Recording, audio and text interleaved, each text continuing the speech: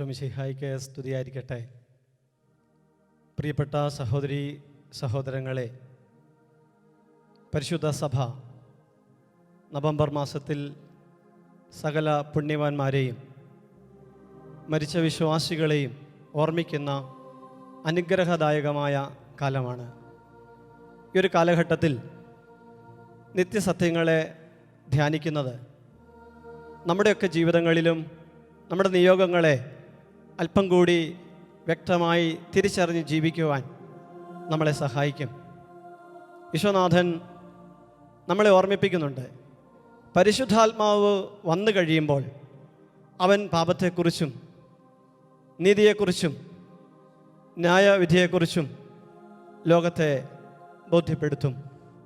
ഈ നിമിഷങ്ങളിൽ നിത്യസത്യം എൻ്റെ ആത്മാവിൽ ആഴത്തിൽ പതിയണമെങ്കിൽ, എൻ്റെ ജീവിതത്തിൻ്റെ എൻ്റെ ദൈവം ആഗ്രഹിക്കുന്ന നിയോഗങ്ങളിലേക്ക് ഞാൻ പ്രവേശിക്കണമെങ്കിൽ ദൈവാത്മാവിൻ്റെ അതിശക്തമായ കൃപ നമുക്ക് ലഭിക്കേണ്ടതുണ്ട്. നിത്യസത്യ ജ്ഞാന ധ്യാനം ഈ നിമിഷങ്ങളിൽ നമുക്ക് അനുഭവമാകണമെങ്കിൽ, നിത്യസത്യ ധ്യാനം എൻ്റെ ജീവിതത്തെ വ്യത്യാസപ്പെടുത്തണമെങ്കിൽ ദൈവാത്മാവ് ഈ നിമിഷങ്ങളിൽ നമ്മെ ഓരോരുത്തരെയും സ്പർശിക്കേണ്ടതുണ്ടെന്നുള്ള വലിയ ബോധ്യത്തോടെ നമുക്കൊരു നിമിഷം പരിശുദ്ധാത്മാവിനെ വിളിച്ച് പ്രാർത്ഥിക്കാം. പരിശുദ്ധാത്മാവ് നമ്മുടെ ഹൃദയ വയലുകളെ വചനം സ്വീകരിക്കുവാൻ ഒരുക്കട്ടെ. ആത്മാർത്ഥമായ ദാഹത്തോടെ ദൈവവചനത്തിൻ്റെ ശക്തി സ്വീകരിക്കുവാൻ, ദൈവവചനത്തിൻ്റെ ഉൾക്കാഴ്ചകൾ ആത്മാവിനെ വിശുദ്ധീകരിക്കുവാൻ നമ്മെ തന്നെ സമർപ്പിച്ചുകൊണ്ട് പരിശുദ്ധാത്മാവേ വരണമേ, ദാഹത്തോടെ നമുക്ക് പ്രാർത്ഥിക്കാം. പരിശുദ്ധാത്മാവേ, ഈ ഭൂമിയിൽ യാത്ര ചെയ്യുന്ന ഞങ്ങളെ നിത്യസത്യങ്ങളെ ഓർമ്മിച്ചുകൊണ്ട് നിത്യതയുടെ വെട്ടം ആത്മാവിൽ നിറച്ചുകൊണ്ട് ജീവിക്കുവാൻ, ഞങ്ങളുടെ പാദങ്ങളെ എല്ലാ സമയങ്ങളിലും നിത്യതയെ ഓർമ്മിപ്പിച്ചുകൊണ്ട് സഞ്ചാരം നടത്തുവാനുള്ള ശക്തി തരാൻ പരിശുദ്ധാത്മാവേ ഞങ്ങളെ സഹായിക്കണമേ. ദാഹത്തോടെ ആഗ്രഹിച്ചുകൊണ്ട് പരിശുദ്ധാത്മാവിൻ്റെ കൃപ തേടി നമുക്ക് പാടി പ്രാർത്ഥിക്കാം.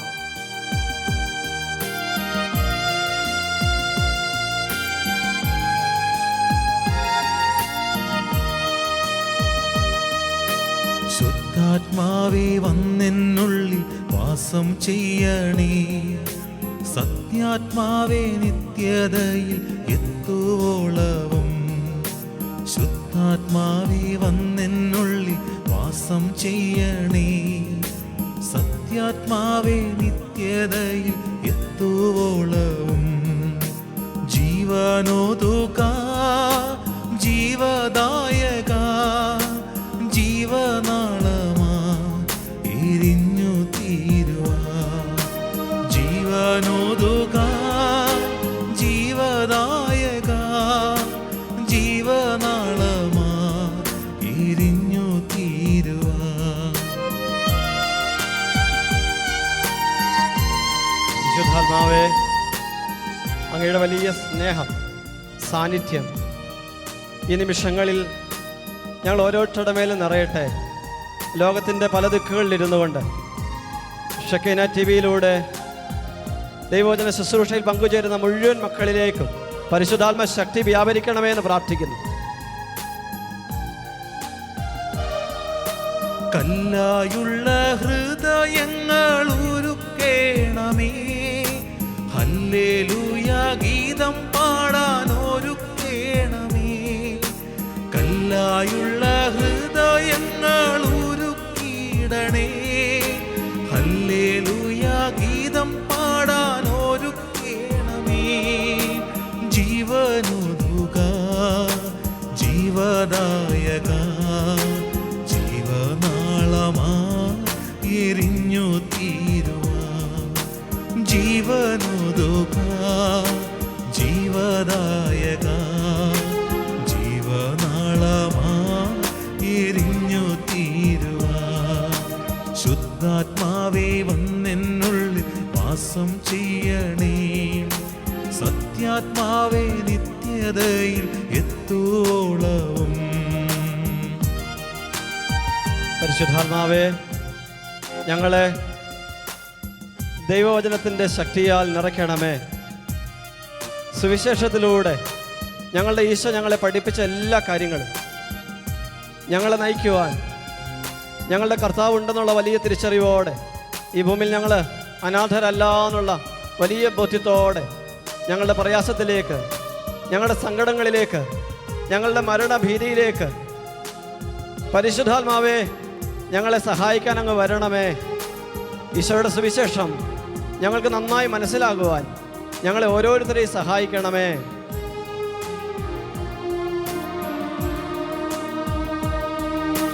പാപം നീതി ന്യായ വിധി ബോധമേകുവാൻ ഈ ശാപഭൂവിൽ പെന്തക്കോസ്തിൽ വന്നോരാവിയേ. പാപം നീതി ന്യായ വിധി ബോധമേകുവാൻ ഈ ശാപഭൂവിൽ പെന്തക്കോസ്തിൽ വന്നോരാവിയേ. ജീവനോദുക ജീവദായക ജീവനാളമാരിഞ്ഞു തീരുവാൻ. ജീവനുതുക ജീവദായക ജീവനാളമാരിഞ്ഞു തീരുവാൻ. ശുദ്ധാത്മാവേ വന്നെന്നുള്ളിൽ വാസം ചെയ്യണേ. സത്യാത്മാവേ നിത്യതയിൽ എത്തുവോളവും. ഹല്ലേലൂയ ഹല്ലേലൂയ അങ്ങനെ ഞങ്ങൾ ആരാധിക്കുന്ന കർത്താവേ, ഈശോയെ ദൈവിക രഹസ്യങ്ങൾ കൊണ്ട് ഞങ്ങളെ നിറയ്ക്കണം. Hallelujah hallelujah hallelujah. ഏറ്റവും പ്രിയപ്പെട്ട സഹോദരങ്ങളെ, കർത്താവിൻ്റെ തിരുവചനം നമ്മുടെ ആത്മാവിൽ ആഴത്തിൽ നിറയുവാൻ, എൻ്റെ അർത്ഥതലങ്ങൾ നമ്മുടെ ആത്മാവിനെ മുറിക്കുവാൻ, നമ്മുടെ ഹൃദയങ്ങൾ കർത്താവിൻ്റെ വചനത്തിൻ്റെ സ്വീകരണത്തിലൂടെ ജ്വലിക്കപ്പെടുവാൻ നമുക്ക് ആഗ്രഹിക്കാം. നിത്യസത്യങ്ങൾ യഥാർത്ഥത്തിൽ നമ്മുടെ ആത്മാവിൽ എത്തിയാൽ നമ്മുടെ ജീവിതങ്ങൾ വ്യത്യാസപ്പെടും. സ്വർഗത്തെക്കുറിച്ചുള്ള ധ്യാനം യഥാർത്ഥത്തിൽ നമ്മുടെ ആത്മാവിനെ വ്യത്യാസപ്പെടുത്തുമെന്ന്, നമ്മുടെ സഞ്ചാര പദങ്ങൾക്ക് വേറിട്ട ഒരു ഭാഷ്യം, രീതി, ക്രമം അത് തരുമെന്ന് വിശുദ്ധാത്മാക്കൾ നമ്മളെ ഓർമ്മിപ്പിക്കുന്നു. വിശുദ്ധ കൊച്ചുത്രേസ്യ പുണ്യവതി അവളുടെ കുഞ്ഞു പ്രായത്തിൽ അവളുടെ ജീവിതം വ്യത്യാസപ്പെടാൻ കാരണമായ സംഭവമായി പറയുന്നത്, അവളുടെ കുഞ്ഞു പ്രായത്തിൽ തന്നെ അവളുടെ അപ്പൻ അവൾക്ക് കുറിച്ചു കൊടുത്ത ആദ്യ പദം സ്വർഗമായിരുന്നു. എന്നിട്ട് മാനത്തേക്ക് നോക്കി ആ നക്ഷത്രങ്ങളെയൊക്കെ കാണിച്ചിട്ട് അത് സ്വർഗത്തിലെ വിശുദ്ധാത്മാക്കളാന്നൊക്കെ ഓർമ്മിപ്പിച്ചപ്പം ആ കുഞ്ഞിന് കൊച്ചു പ്രായത്തിൽ തന്നെ സ്വർഗത്തിലേക്ക് നോക്കാനുള്ള ഒരു വെട്ടം കിട്ടി. അതുകൊണ്ട് അവളുടെ യാത്രയിൽ അവൾ ഒരിക്കലും കാലിടറിയില്ല. സ്വർഗത്തെക്കുറിച്ചുള്ള തിരിച്ചറിവ് വിശുദ്ധരുടെ ജീവിതങ്ങളെ വ്യത്യാസപ്പെടുത്തിയെങ്കിൽ ഇന്ന് പ്രിയപ്പെട്ട എൻ്റെ സഹോദരീ സഹോദരങ്ങളെ, നമ്മുടെ ജീവിതവും വ്യത്യാസപ്പെടാൻ നിത്യതയെക്കുറിച്ച്, എൻ്റെ ദൈവം എനിക്ക് വേണ്ടി ഒരുക്കിയിരിക്കുന്ന വിശുദ്ധ കൂടാരത്തെക്കുറിച്ചുള്ള ഒരു ഓർമ്മ നമ്മെ സഹായിക്കുമെന്ന തിരിച്ചറിവ് ഈ നിത്യതയെക്കുറിച്ചുള്ള, നിത്യസത്യങ്ങളെക്കുറിച്ചുള്ള ധ്യാനത്തെ ഗൗരവമായിട്ടെടുക്കാൻ നമ്മെ സഹായിക്കട്ടെ. ഏതാനും ചില വചനങ്ങൾ പ്രിയപ്പെട്ട സഹോദരങ്ങളെ ഓർമ്മിപ്പിക്കുകയാണ്. നിത്യസത്യങ്ങളെ ധ്യാനിക്കുമ്പം നമ്മൾ മറക്കാൻ പാടില്ലാത്ത ഏതാനും ചില വചനങ്ങൾ. മത്തായിയുടെ സുവിശേഷം 14-ാം അധ്യായം 22-ാമത്തെ വചനത്തിൽ നമ്മളിങ്ങനെ കാണുകയാണ്, ജനസഞ്ചയത്തെ പിരിച്ചുവിടുമ്പോഴേക്കും തനിക്ക് മുമ്പേ വഞ്ചിയിൽ കയറി മറുകരയ്ക്ക് പോകാൻ യേശു ശിഷ്യന്മാരെ നിർബന്ധിച്ചു. ഫ്രാൻസിസ് പാപ്പ ഈ വചനഭാഗം വ്യാഖ്യാനിച്ചുകൊണ്ട് പറയുന്നത്, അന്ന് ഈശോ അപ്പസ്തോലന്മാരെ ജനക്കൂട്ടത്തിൽ നിന്നു പോകാതെ മറുകരയിലേക്ക് നയിച്ചത് സ്വർഗത്തിലേക്കുള്ള നമ്മുടെ യാത്രയെ ഓർമ്മിപ്പിക്കുന്ന സത്യമാണ്. എനിക്കും നിങ്ങൾക്കും ഒരു കുറവുണ്ട്. ഈ ഭൂമിയിലായിരിക്കുമ്പോൾ നമ്മളെല്ലാവരും കരുതുന്നുണ്ട് നമ്മളിവിടെ തന്നെ ഉള്ളവരാണെന്ന്. നമ്മുടെ പ്രിയപ്പെട്ടവരും നമ്മളും ഒക്കെ ഇവിടെ ഉണ്ടാകുമെന്ന്. നമ്മൾ പാർക്കുന്ന കൂടാരവും നമ്മൾ സഞ്ചരിക്കുന്ന വാഹനവും നമ്മൾ സ്വന്തമെന്ന് വിചാരിക്കുന്ന എല്ലാ കാര്യങ്ങളും നമ്മുടേതായി ഒപ്പം ഉണ്ടാകുമെന്ന് പലപ്പോഴും പല കാരണങ്ങൾ കൊണ്ട് അങ്ങനെ വിചാരിച്ച് പോയവരാണ് നമ്മൾ. അതുകൊണ്ട് തന്നെ നമ്മൾ സ്വർഗത്തെക്കുറിച്ച് പറയുമ്പോഴും ദൈവത്തെക്കുറിച്ച് പറയുമ്പോഴും ആത്മീയ ജീവിതത്തെക്കുറിച്ച് പറയുമ്പോഴും ഒക്കെയും ഈ മണ്ണിൽ തന്നെ നമ്മൾ നിലയുറപ്പിച്ചിട്ടാണ് ആ കാര്യങ്ങളെക്കുറിച്ച് പറയുന്നത്. നിത്യസത്യങ്ങളെ ധ്യാനിക്കുന്ന ഈ ആദ്യ ദിവസം, 4 ദിവസം മുൻപോട്ട് പോകുന്ന ഈ ധ്യാനത്തിൻ്റെ ആദ്യത്തെ ദിവസം ഞാൻ നിങ്ങളുടെ മുമ്പിൽ നിൽക്കുമ്പം ഇന്നത്തെ ദിവസം നമ്മൾ ധ്യാനിക്കുന്ന ആദ്യത്തെ നിത്യസത്യം മരണമാണ്. പേടിക്കാനല്ല, അത് എത്രത്തോളം അനുഗ്രഹത്തോടും ആശീർവാദത്തോടും കൂടി സ്വീകരിക്കണമെന്ന്, ഈ ഭൂമിയിൽ ഞാൻ ജീവിക്കുമ്പം എത്രത്തോളം സ്വർഗത്തിലേക്ക് കണ്ണു നോക്കി ഞാൻ എൻ്റെ സഞ്ചാരപഥങ്ങളെ, എൻ്റെ ദിശയെ നിയന്ത്രിക്കണമെന്ന് ഓർമ്മിപ്പിക്കുവാൻ മരണത്തെക്കുറിച്ചുള്ള യഥാർത്ഥ ധ്യാനം നമ്മളെ സഹായിക്കും. അതുകൊണ്ട് പ്രിയപ്പെട്ടവരെ, ഈശോ അന്ന് നിർബന്ധിച്ചതുപോലെ ഇന്ന് എൻ്റെ ദൈവം എന്നെ നിർബന്ധിക്കുന്നുണ്ട്. ഞാൻ കുരുങ്ങിപ്പോയ ഇടങ്ങളിൽ നിന്ന് അല്പമൊന്ന് തള്ളിക്കൊണ്ട് മറുകരയ്ക്ക് പോകാൻ അവിടുന്ന് എന്നെയും നിർബന്ധിക്കുന്നുണ്ട്. ചിലയിടങ്ങളിൽ ഞാൻ തങ്ങിപ്പോയെങ്കിൽ, ചില കാര്യങ്ങളിൽ, ചില ബന്ധങ്ങളിൽ, ചില താല്പര്യങ്ങളിൽ എൻ്റെ മനസ്സിടറി ഇവിടുത്തെന്നതുപോലെ ഞാൻ നിൽക്കുകയാണെങ്കിൽ എൻ്റെ തമ്പുരാൻ്റെ ഒരു തള്ള് എന്നെ തേടി രാവിൽ കടന്നു വരികയാണ്. നീ മറുകരയിലേക്ക് പോകേണ്ടവനാണ്, മറുകരയിലേക്ക് പോകേണ്ടവളാണ്. ഈ തിരിച്ചറിവിൻ്റെ തിരുവട്ടത്തിൽ പ്രിയപ്പെട്ടവരെ, ജീവിതത്തെ വ്യത്യാസപ്പെടുത്താൻ കർത്താവ് ഈ രാവിൽ എന്നെ ക്ഷണിക്കുകയാണ്. ഒരു വലിയ ബോധ്യം ആത്മാവിൽ സ്പർശിക്കപ്പെടാൻ വേണ്ടി നമുക്ക് ആഗ്രഹിക്കാം. ഏതൊക്കെയോ ചില ഇടങ്ങളിൽ കുരുങ്ങിയ എന്നെയും നിങ്ങളെയും കർത്താവിൻ്റെ ജീവനുള്ള കരം തള്ളുകയാണ്. മുൻപോട്ടേക്ക് പോവുക, അക്കരയ്ക്ക് പോവുക, നിൻ്റെ നിയോഗത്തെ നീ ധ്യാനിക്കുക, നിന്നെക്കുറിച്ചുള്ള എൻ്റെ സ്വപ്നത്തെ എൻ്റെ കുഞ്ഞെ നീ മനസ്സിലാക്കുക.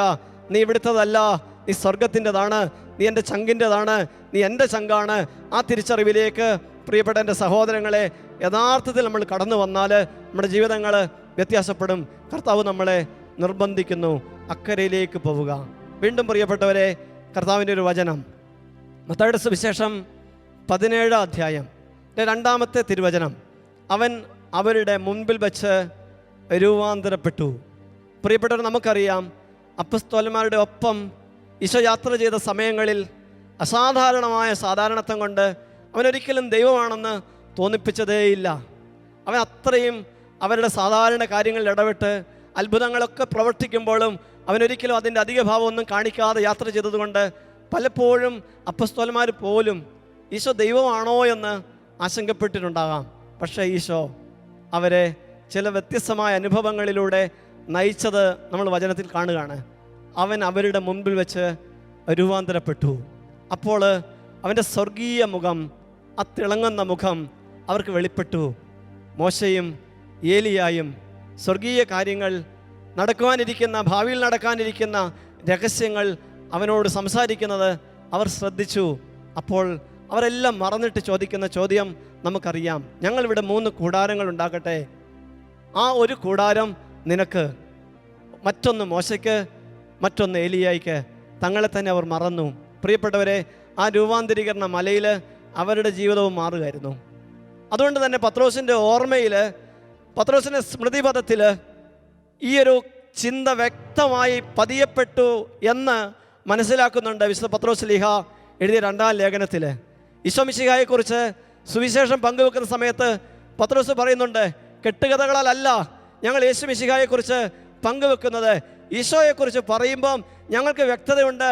കാരണം ഞങ്ങൾ ആ മലയിലുണ്ടായിരുന്നു. ആ മലയിൽ അവൻ്റെ സാന്നിധ്യത്തിൻ്റെ വ്യത്യാസം ഞങ്ങൾ കണ്ടതാണ്. രൂപാന്തരീകരിക്കപ്പെട്ട ക്രിസ്തുവിനെ കണ്ടതാണ്. അതോടെ ഞങ്ങളുടെ ജീവിതം മാറിയതാണ്. പ്രിയപ്പെട്ടവരെ, ക്രിസ്തീയ ജീവിതം മാറണമെങ്കിൽ യേശു മിശിഹായെ യഥാർത്ഥത്തിൽ ദൈവമായി കാണാനുള്ള ഒരു അനുഗ്രഹം നമുക്ക് കിട്ടണം. അവൻ്റെ സ്വർഗപ്രകാശം നമുക്ക് വെളിപ്പെട്ട് കിട്ടണം. അവൻ്റെ സ്വർഗ ചൈതന്യം എനിക്ക് നിങ്ങൾക്കും വെളിപ്പെട്ട് കിട്ടണം. ഈശോ മിശിഹായെ ആഴമായി സ്നേഹിക്കാൻ ജീവിതം സമർപ്പിച്ച പ്രിയപ്പെട്ട എൻ്റെ സഹോദരങ്ങളെ, നമ്മുടെ ജീവിതങ്ങളിൽ ഈശോ വലിയവനാകണമെങ്കിൽ ഈശോയുടെ ദൈവത്വം എൻ്റെ ആത്മാവിൽ നിറയണം.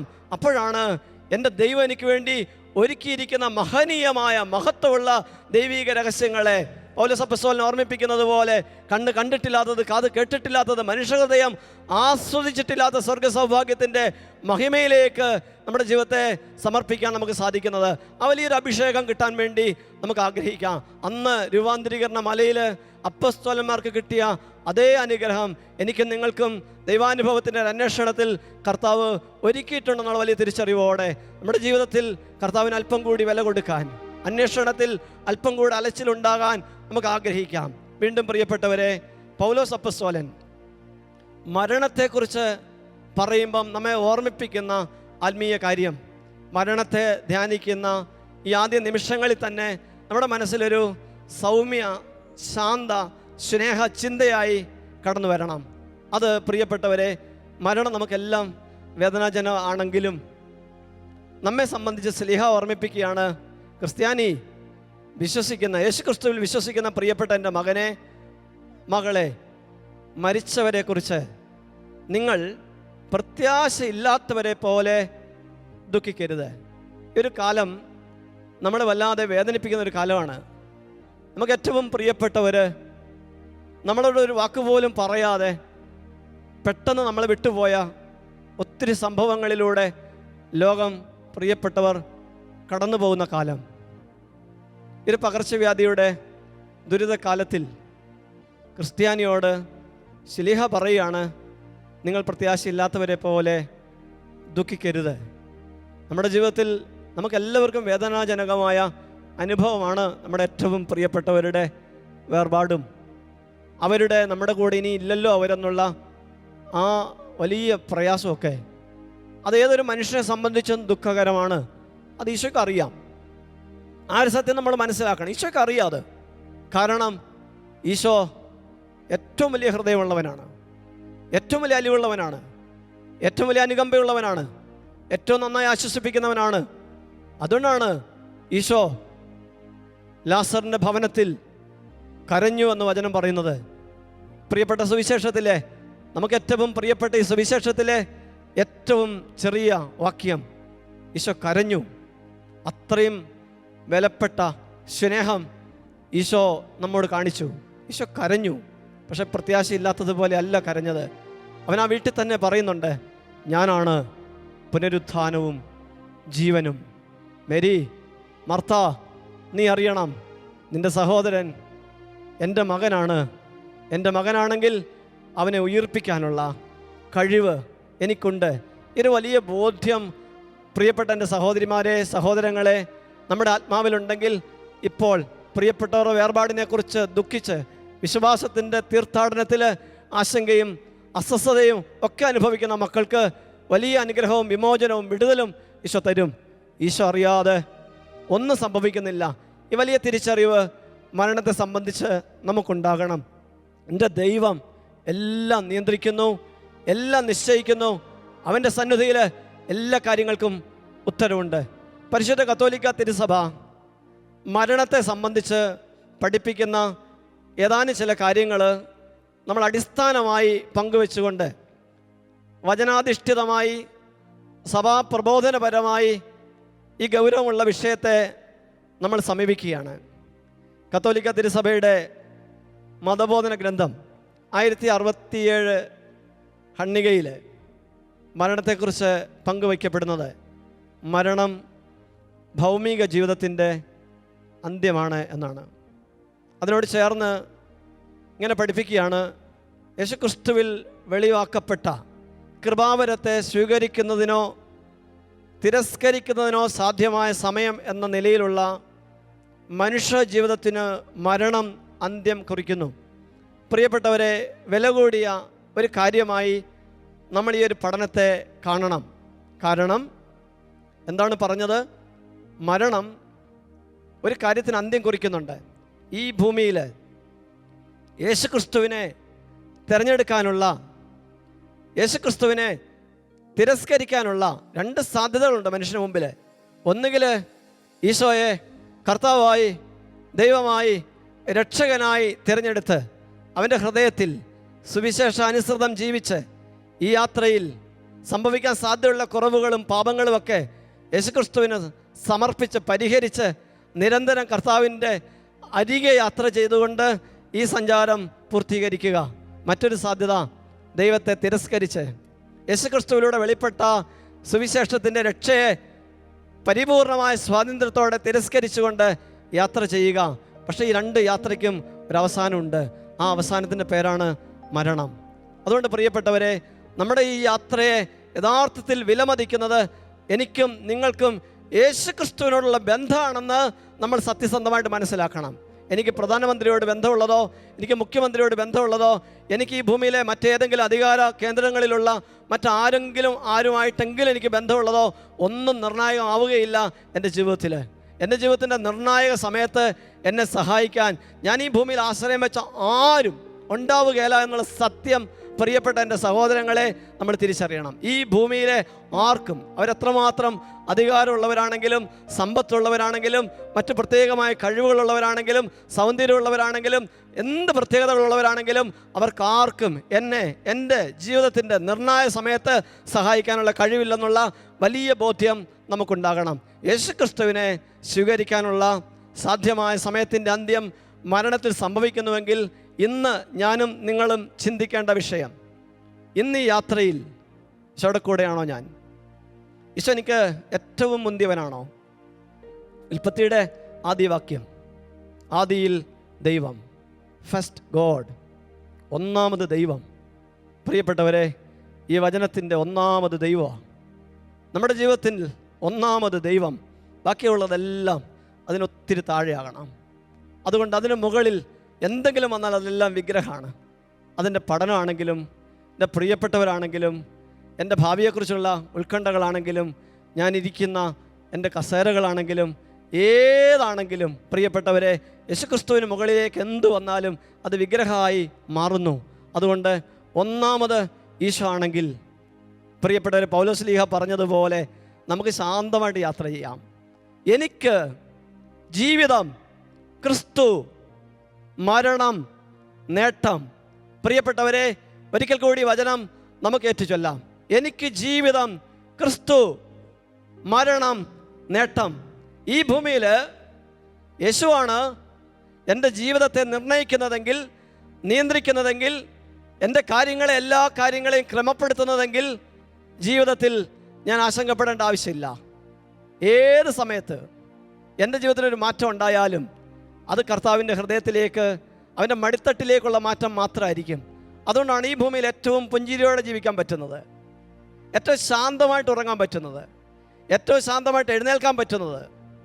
എന്ത് കാര്യമാണെങ്കിലും അതിലെല്ലാം ശാന്തതയോടെ, ഹൃദയത്തിൻ്റെ താളം നഷ്ടപ്പെടാതെ, മനസ്സിൽ ഭാരം വരാതെ, അസ്വസ്ഥതകളില്ലാതെ യാത്ര ചെയ്യാൻ പറ്റുന്നത് മറ്റാർക്കുമല്ല, ഈശോയോട് ബന്ധമുള്ള ഒരു മകനാണ്, ഒരു മകൾക്കാണ്. ഈ ഭൂമിയിലെ ഏറ്റവും വലിയ സമ്പത്ത് പ്രിയപ്പെട്ടവരെ, എനിക്ക് നിങ്ങൾക്ക് ഈശോയുള്ള ബന്ധമാണ്. ആ വലിയ ബോധ്യമാണ് പരിശുദ്ധ കത്തോലിക്ക തിരുസഭയുടെ മതബോധന ഗ്രന്ഥം നമ്മളെ പഠിപ്പിക്കുന്ന ഒന്നാമത്തെ കാര്യം, മരണവുമായിട്ട് ബന്ധപ്പെട്ട്. മരണത്തെ ഭീതിയോടെ നോക്കേണ്ടവരല്ല നമ്മൾ. പ്രിയപ്പെട്ട, നമ്മൾ ഒരൊറ്റ കാര്യം ചിന്തിച്ചേ, വിശുദ്ധ ബൈബിള് ഏറ്റവും വലിയ, നമ്മളെ സംബന്ധിച്ച് വിലപ്പെട്ട പുസ്തകമാണ്. വിലപ്പെട്ട പുസ്തകം. ഈ വിലപ്പെട്ട പുസ്തകത്തിൽ എന്തുമാത്രം അധ്യായങ്ങളുണ്ടെന്ന് നമുക്കറിയാം. ഈ വിലപ്പെട്ട പുസ്തകത്തിന് നമുക്കറിയാവുന്നതുപോലെ എല്ലാ പുസ്തകത്തിനു മുമ്പ് ഒരു ആമുഖമുണ്ട്. ഉൽപ്പത്തി പുസ്തകം വായിക്കുന്നതിന് മുമ്പ് നമ്മളൊരു ആമുഖം വായിക്കാറുണ്ട്. മത്തായിയുടെ സുവിശേഷം വായിക്കുന്നതിന് മുമ്പ് ഒരു ആമുഖം, ഇൻട്രൊഡക്ഷൻ, എന്താണ് ഇതിൽ പറയാൻ പോകുന്നത് എന്നുള്ളൊരു ഭാഗമുണ്ട്. നമ്മൾ ഓർമ്മിക്കുക പ്രിയപ്പെട്ടവർ, എൻ്റെ നിങ്ങളുടെയും ജീവിതം എന്ന് പറഞ്ഞാൽ ഈ ഭൂമിയിലെ ജീവിതം ഈ പുസ്തകത്തിലെ ആമുഖം പോലെ. ഈ തിരുവചന പുസ്തകത്തിൽ എല്ലാത്തിനും ഒരു ആമുഖം ഉള്ളതുപോലെ അത്രയേ ഉള്ളൂ ഈ ഭൂമിയിലെ നമ്മുടെ ഏറിയാൽ 70, 80, അല്ലെങ്കിൽ നമ്മൾ മുൻപിൽ കാണുന്നത് പോലെ 100 അല്ലെങ്കിൽ 105, അതിലൊക്കെ അവസാനിക്കുന്ന ഈ ഭൂമിയിലെ ജീവിതത്തിൻ്റെ ആയുസ്സെന്ന് പറഞ്ഞാൽ ഏതൊരു വലിയ പുസ്തകത്തിൻ്റെയും ആദ്യ ആമുഖം പോലെ. 500 പേജുള്ള ഒരു പുസ്തകത്തിൽ ആമുഖത്തിന് ഒരു 5 പേജ് അങ്ങേയറ്റം ഉപയോഗിക്കത്തുള്ളൂ. അത്രയും ചെറുതാണ് ഈ ഭൂമിയിലെ ഒരു മനുഷ്യൻ്റെ ജീവിതമെന്ന സത്യം തിരിച്ചറിഞ്ഞ് ഈ ആമുഖം എന്തിനു വേണ്ടിയാ? ഈ ആമുഖം പ്രിയപ്പെട്ടവരെ നമ്മളെ വില കൂടിയ ഒരു ഭവനത്തിലേക്ക് യാത്ര ചെയ്യാൻ സഹായിക്കുന്ന വിലപ്പെട്ട കാലം തന്നെയാണ്. ആമുഖം എന്ന് പറഞ്ഞ് വില കുറയ്ക്കരുത്. കാരണം ഈ കാലത്താണ് അങ്ങ് വിദൂരതയിൽ ഒരിക്കലും മനുഷ്യൻ എണ്ണി തിട്ടപ്പെടുത്താൻ പറ്റാത്ത നിത്യതയുടെ പ്രകാശത്തിലേക്ക് നിലനിൽക്കുന്ന യേശുക്രിസ്തുവിനോടൊപ്പമുള്ള എന്നേക്കുമായിട്ടുള്ള ഒപ്പമുള്ള യാത്രയുടെ അഭിഷേകത്തിലേക്ക് നമ്മൾ പ്രവേശിക്കാൻ ദൈവം നമുക്ക് തന്നിരിക്കുന്ന അനുഗ്രഹത്തിൻ്റെ കാലമാണ് ഈ ആമുഖ കാലമെന്ന് പ്രിയപ്പെട്ടവരെ മനസ്സിലാക്കിയാൽ ഈ ആമുഖ കാലം നമ്മൾ പാഴാക്കി കളയുകയില്ല. പരിശുദ്ധ കത്തോലിക്ക തിരുസഭയുടെ മതബോധന ഗ്രന്ഥത്തിൻ്റെ രണ്ടാമത്തെ മരണവുമായിട്ട് ബന്ധപ്പെട്ട രണ്ടാമത്തെ ഒരു പ്രധാനപ്പെട്ട പ്രബോധനം നിങ്ങളെ ഓർമ്മിപ്പിക്കുകയാണ്. മരണം ആത്മാവും ശരീരവും വേർതിരിക്കപ്പെടലാണ്. പക്ഷേ അത് താൽക്കാലികമാണ്. മരണത്തിൽ ആത്മാവ് ശരീരത്തിൽ നിന്ന് വേർതിരിക്കപ്പെടുന്നുണ്ടെങ്കിലും മരിച്ചവരുടെ പുനരുദ്ധാന ദിവസം അത് ശരീരവുമായി വീണ്ടും യോജിപ്പിക്കപ്പെടും. പ്രിയപ്പെട്ടവരെ, പരിശുദ്ധ കത്തോലിക്ക തിരുസഭയിൽ നമ്മളെന്നും വിശ്വാസ പ്രമാണം ഒരിക്കലെങ്കിലും ഏറ്റുചൊല്ലും. അങ്ങനെ ഏറ്റുചൊല്ലുമ്പം നമ്മൾ ഏറ്റുചൊല്ലുന്ന വളരെ പ്രധാനപ്പെട്ട ഒരു വിശ്വാസ പ്രമാണ പ്രഖ്യാപനമാണ് ശരീരങ്ങളുടെ ഉയിർപ്പിൽ ഞങ്ങൾ വിശ്വസിക്കുന്നു. ശരീരങ്ങളുടെ ഉയിർപ്പിൽ ഞങ്ങൾ വിശ്വസിക്കുന്നു. ഈ ശരീരത്തിന് വിലയില്ല എന്ന് ക്രിസ്ത്യാനി ഒരിക്കലും വിചാരിക്കരുത്. യേശുക്രിസ്തുവിൽ വിശ്വസിക്കുന്ന ഒരാൾ വിശ്വസിക്കണം, ഈ ശരീരം വിലയുള്ളതാണ്. കാരണം ഇത് യേശുക്രിസ്തു സ്വീകരിച്ച ശരീരമാണ്. മനുഷ്യാവതാരത്തിലൂടെ പ്രിയപ്പെട്ടവരെ ഈ ശരീരത്തിന്, നമ്മുടെ ഓരോരുത്തരുടെയും ശരീരത്തിന് വലിയ മൂല്യം കൈവന്നു. കാരണം ഇത് യേശുക്രിസ്തു ഏറ്റെടുത്തു. ഈ ശരീരത്തെ അവൻ പുതുക്കി, അവൻ പുനരുദ്ധരിച്ചു, കേടുപാട് പോക്കി, കുരിശിൽ അതിനെ തറച്ച് പാപത്തോടും മരണത്തോടും അവൻ എന്നേക്കുമായിട്ട് വിജയം വരിച്ച് ഈ ശരീരത്തെ ഉത്ഥാനത്തിൻ്റെ അഭിഷേകമുള്ള ശരീരമാക്കി ഈശോ മാറ്റി. ശരീരങ്ങളുടെ ഉയിർപ്പിൽ വിശ്വസിക്കുക എന്നാൽ മരണത്തിൽ, പ്രിയപ്പെട്ടവരെ, പരിശുദ്ധ കത്തോലിക്ക തിരുസഭ പഠിപ്പിക്കുന്ന ഈ പ്രബോധനം ആത്മാർത്ഥമായ ബോധ്യത്തോടെ നമ്മൾ ജീവിച്ചാൽ നമ്മൾ വിശുദ്ധരാകാതിരിക്കാൻ നമുക്ക് കഴിവുണ്ടാവത്തില്ല. വിശുദ്ധരാകാതിരിക്കാൻ നമുക്ക് സാധിക്കത്തില്ല. നമുക്ക് വിശുദ്ധരാകണമെന്നുള്ള വലിയ ബോധ്യം പിന്നെ ആഴത്തിൽ നമ്മുടെ ആത്മാവിൽ, ശരീരത്തിൽ, മനസ്സിൽ നിറയും. കാരണം അത്രമാത്രം ജീവനുള്ളതാണ് ആത്മീയ ബോധ്യം. ശരീരങ്ങൾ ഉയിർപ്പിക്കപ്പെടും. ഈ ശരീരം പവിത്രമാണെന്ന്, ഇത് പരിശുദ്ധാത്മാവിൻ്റെ ആലയമാണെന്ന്, ഈ ശരീരത്തിന് മരണത്തിൽ ഒരു വേർപാടുണ്ടായാലും ആത്മാവ് നിത്യതയിൽ കർത്താവിനെ കാണാനുള്ള ദാഹത്തോടെ യാത്ര പോകുമ്പം ഈ ശരീരം തൽക്കാലത്തേക്ക് ഉപേക്ഷിക്കപ്പെടുന്നു. തൽക്കാലത്തേക്ക്. ഈ തൽക്കാലത്തേക്കുള്ള ഉപേക്ഷയ്ക്ക് ശേഷം പരിശുദ്ധ സഭ പഠിപ്പിക്കുന്നു, പരിശുദ്ധ വചനം പഠിപ്പിക്കുന്നു.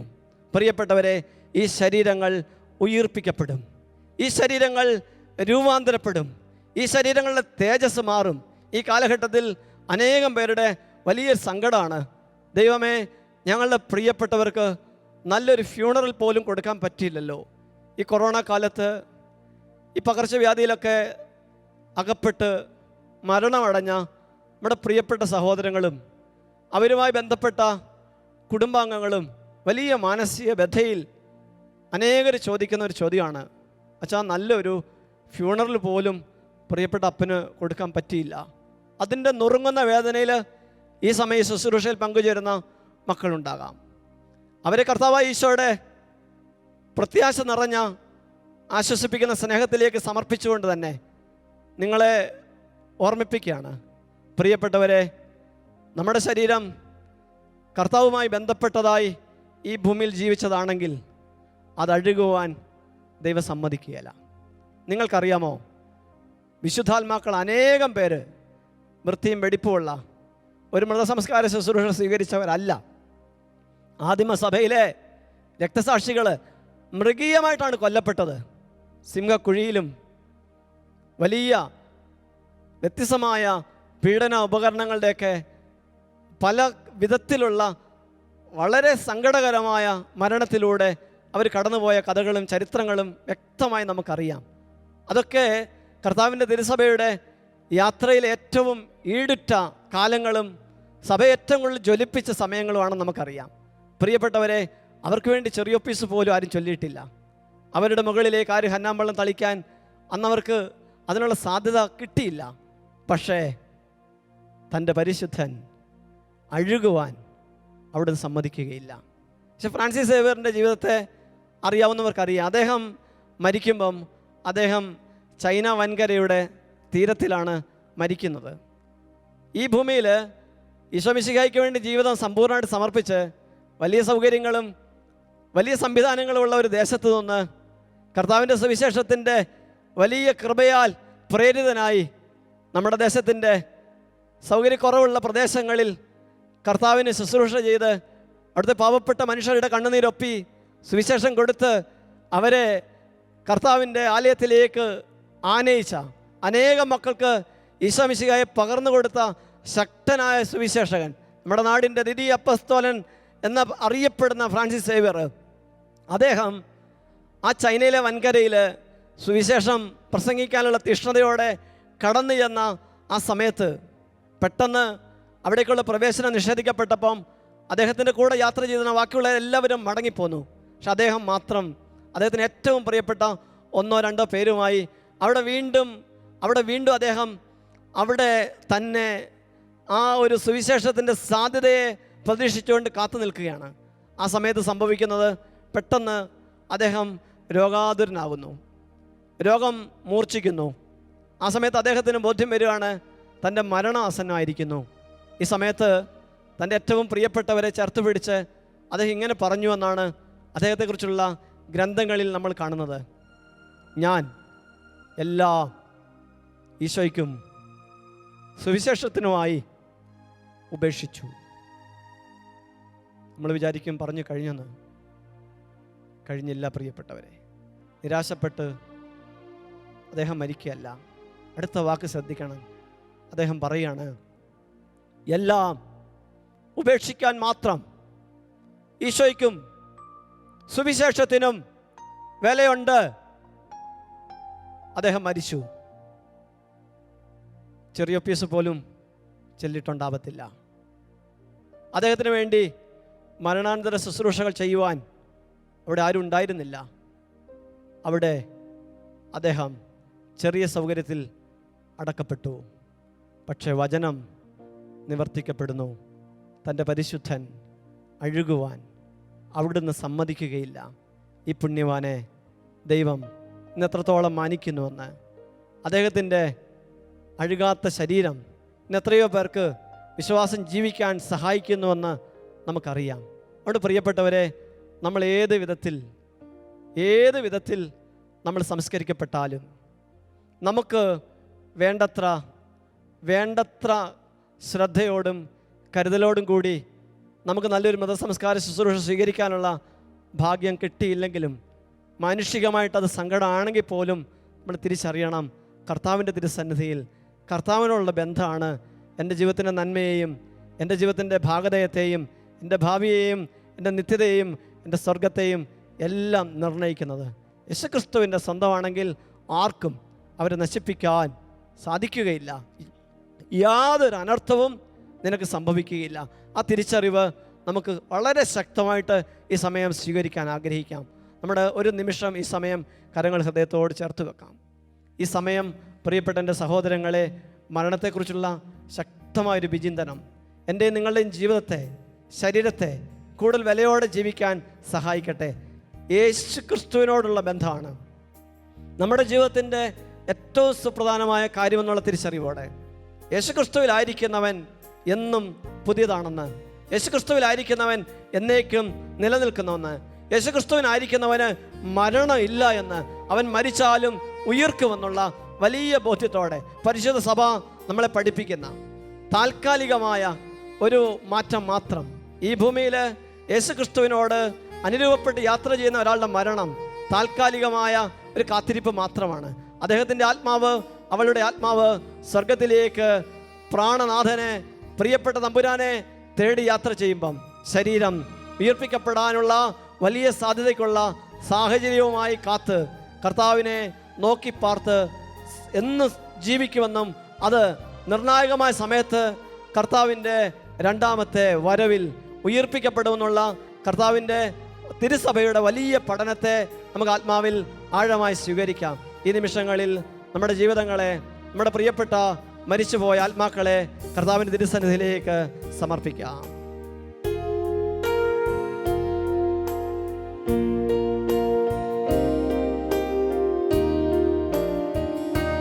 ജീവിക്കുന്നു എങ്കിൽ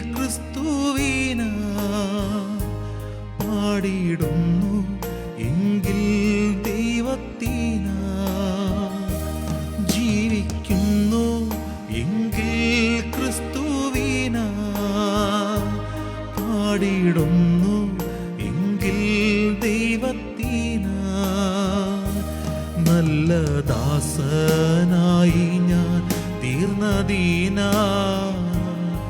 എൻ മരണം എനിക്കതു ലാഭം. നല്ല ദാസനായി ഞാൻ തീർന്നദീന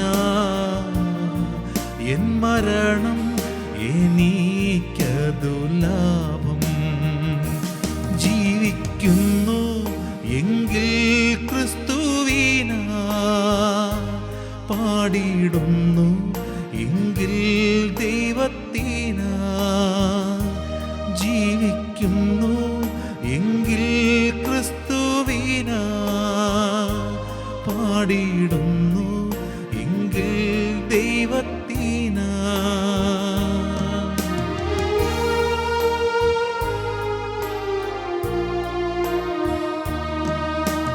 ലോകത്തിൻ മോഹങ്ങളിൽ നീങ്ങി പാപത്തിൻ ദാസനായി ഞാൻ തീർന്നു.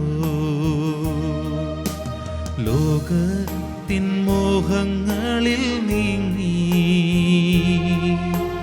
പാപത്തിൻ ദാസനായി ഞാൻ തീർന്നു. നഷ്ടമായി പോയ കാലങ്ങളോർത്ത് എൻ്റെ ദൈവത്തിൻ സന്നിധി ഞാൻ ചെന്നു. നഷ്ടമായി പോയ കാലങ്ങളോർത്ത് എൻ്റെ ദൈവത്തിൻ സന്നിധി ഞാൻ ചെന്നു.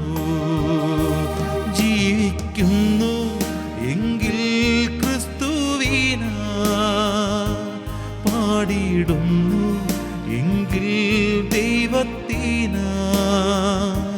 ജീവിക്കുന്നു എങ്കിൽ ക്രിസ്തുവിനാ, പാടിയിടുന്നു എങ്കിൽ ദൈവത്തിനാ.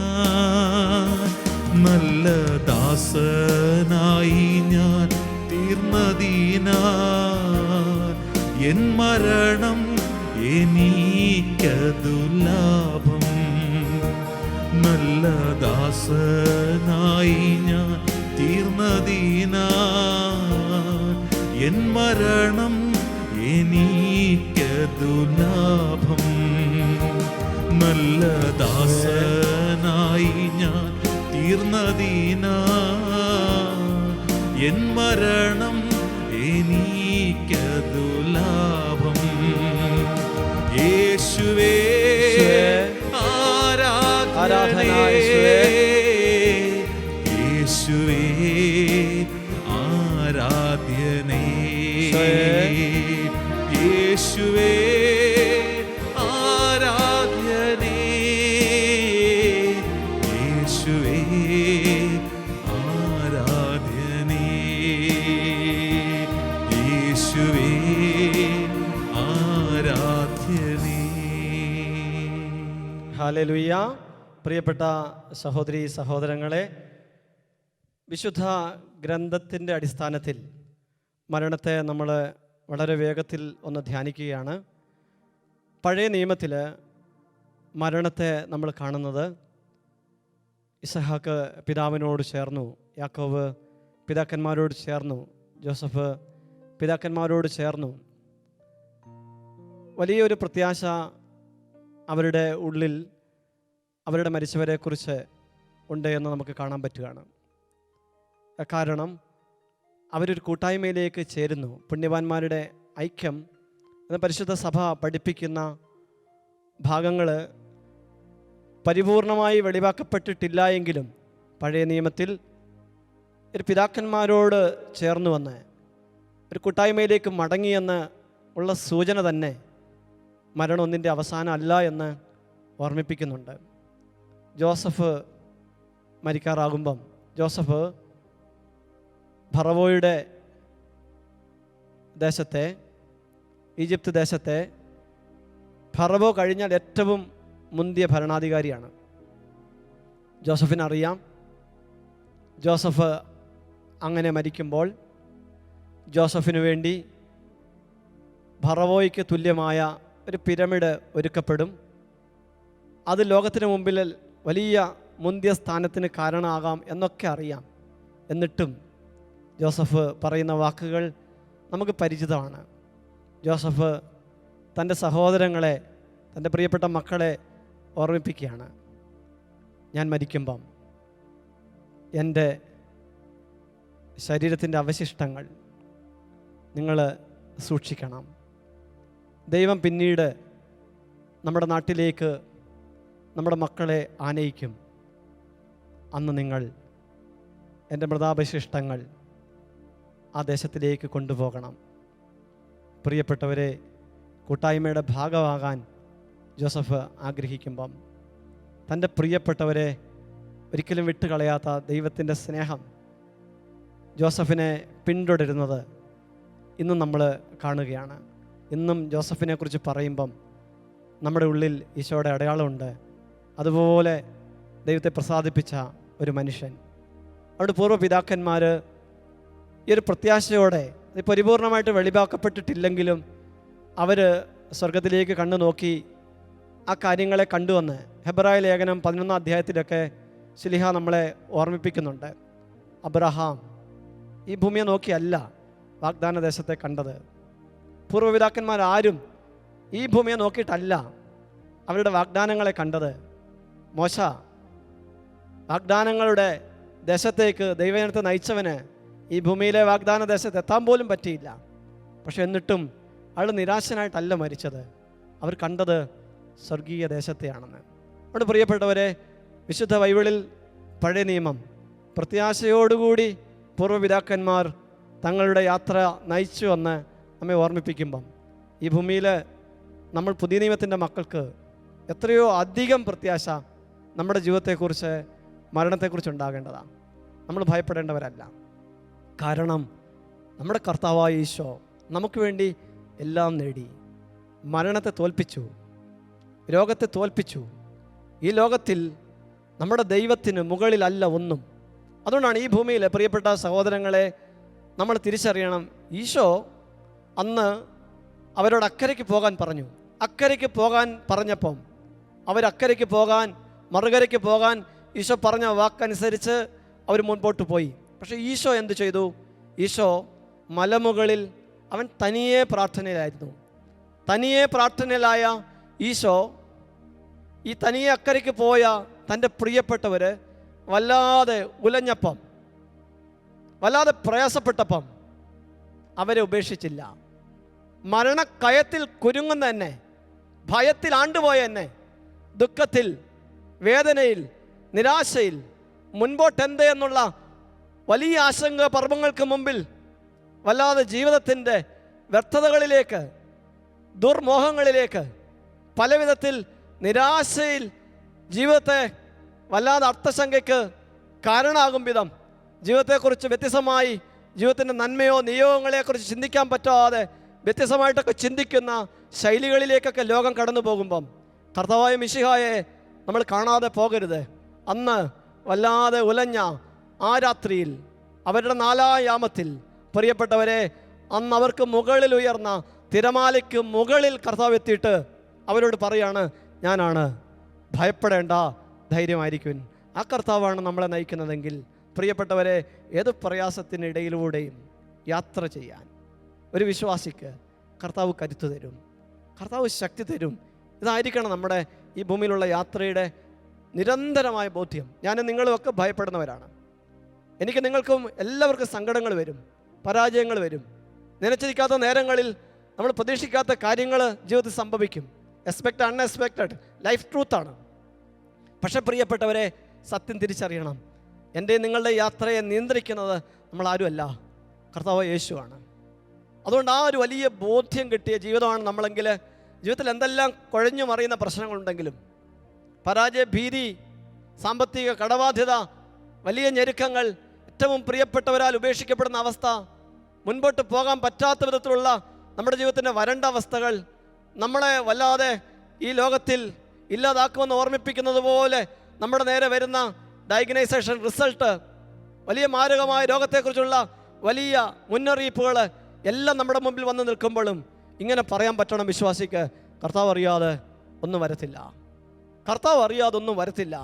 അന്ധമായിട്ട് വിശ്വസിച്ച് ഏറ്റുപറയാൻ പറ്റുന്ന ഒരാൾക്ക് ഏത് മരണവക്രത്തിലും മുൻപോട്ട് പോകാൻ പറ്റും.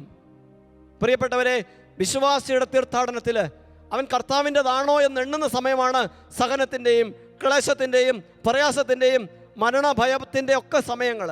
എല്ലാ കാലത്തും പ്രിയപ്പെട്ടവരെ, വിശ്വാസികളെ യഥാർത്ഥത്തിൽ കടഞ്ഞെടുത്ത സംഭവങ്ങൾ സഹനത്തിൻ്റെയും പ്രയാസത്തിൻ്റെയും സമയങ്ങളാണ്.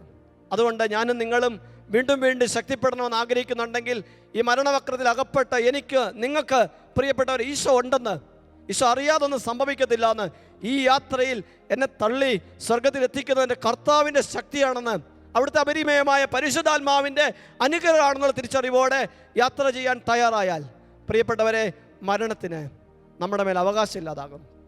മരണം സ്വർഗത്തിലേക്ക് തുറക്കുന്ന വാതിലായിട്ട് മാറും. മരണം അത്രമാത്രം പ്രതീക്ഷയുടെ വിശുദ്ധ സമയമായിട്ട് മാറും.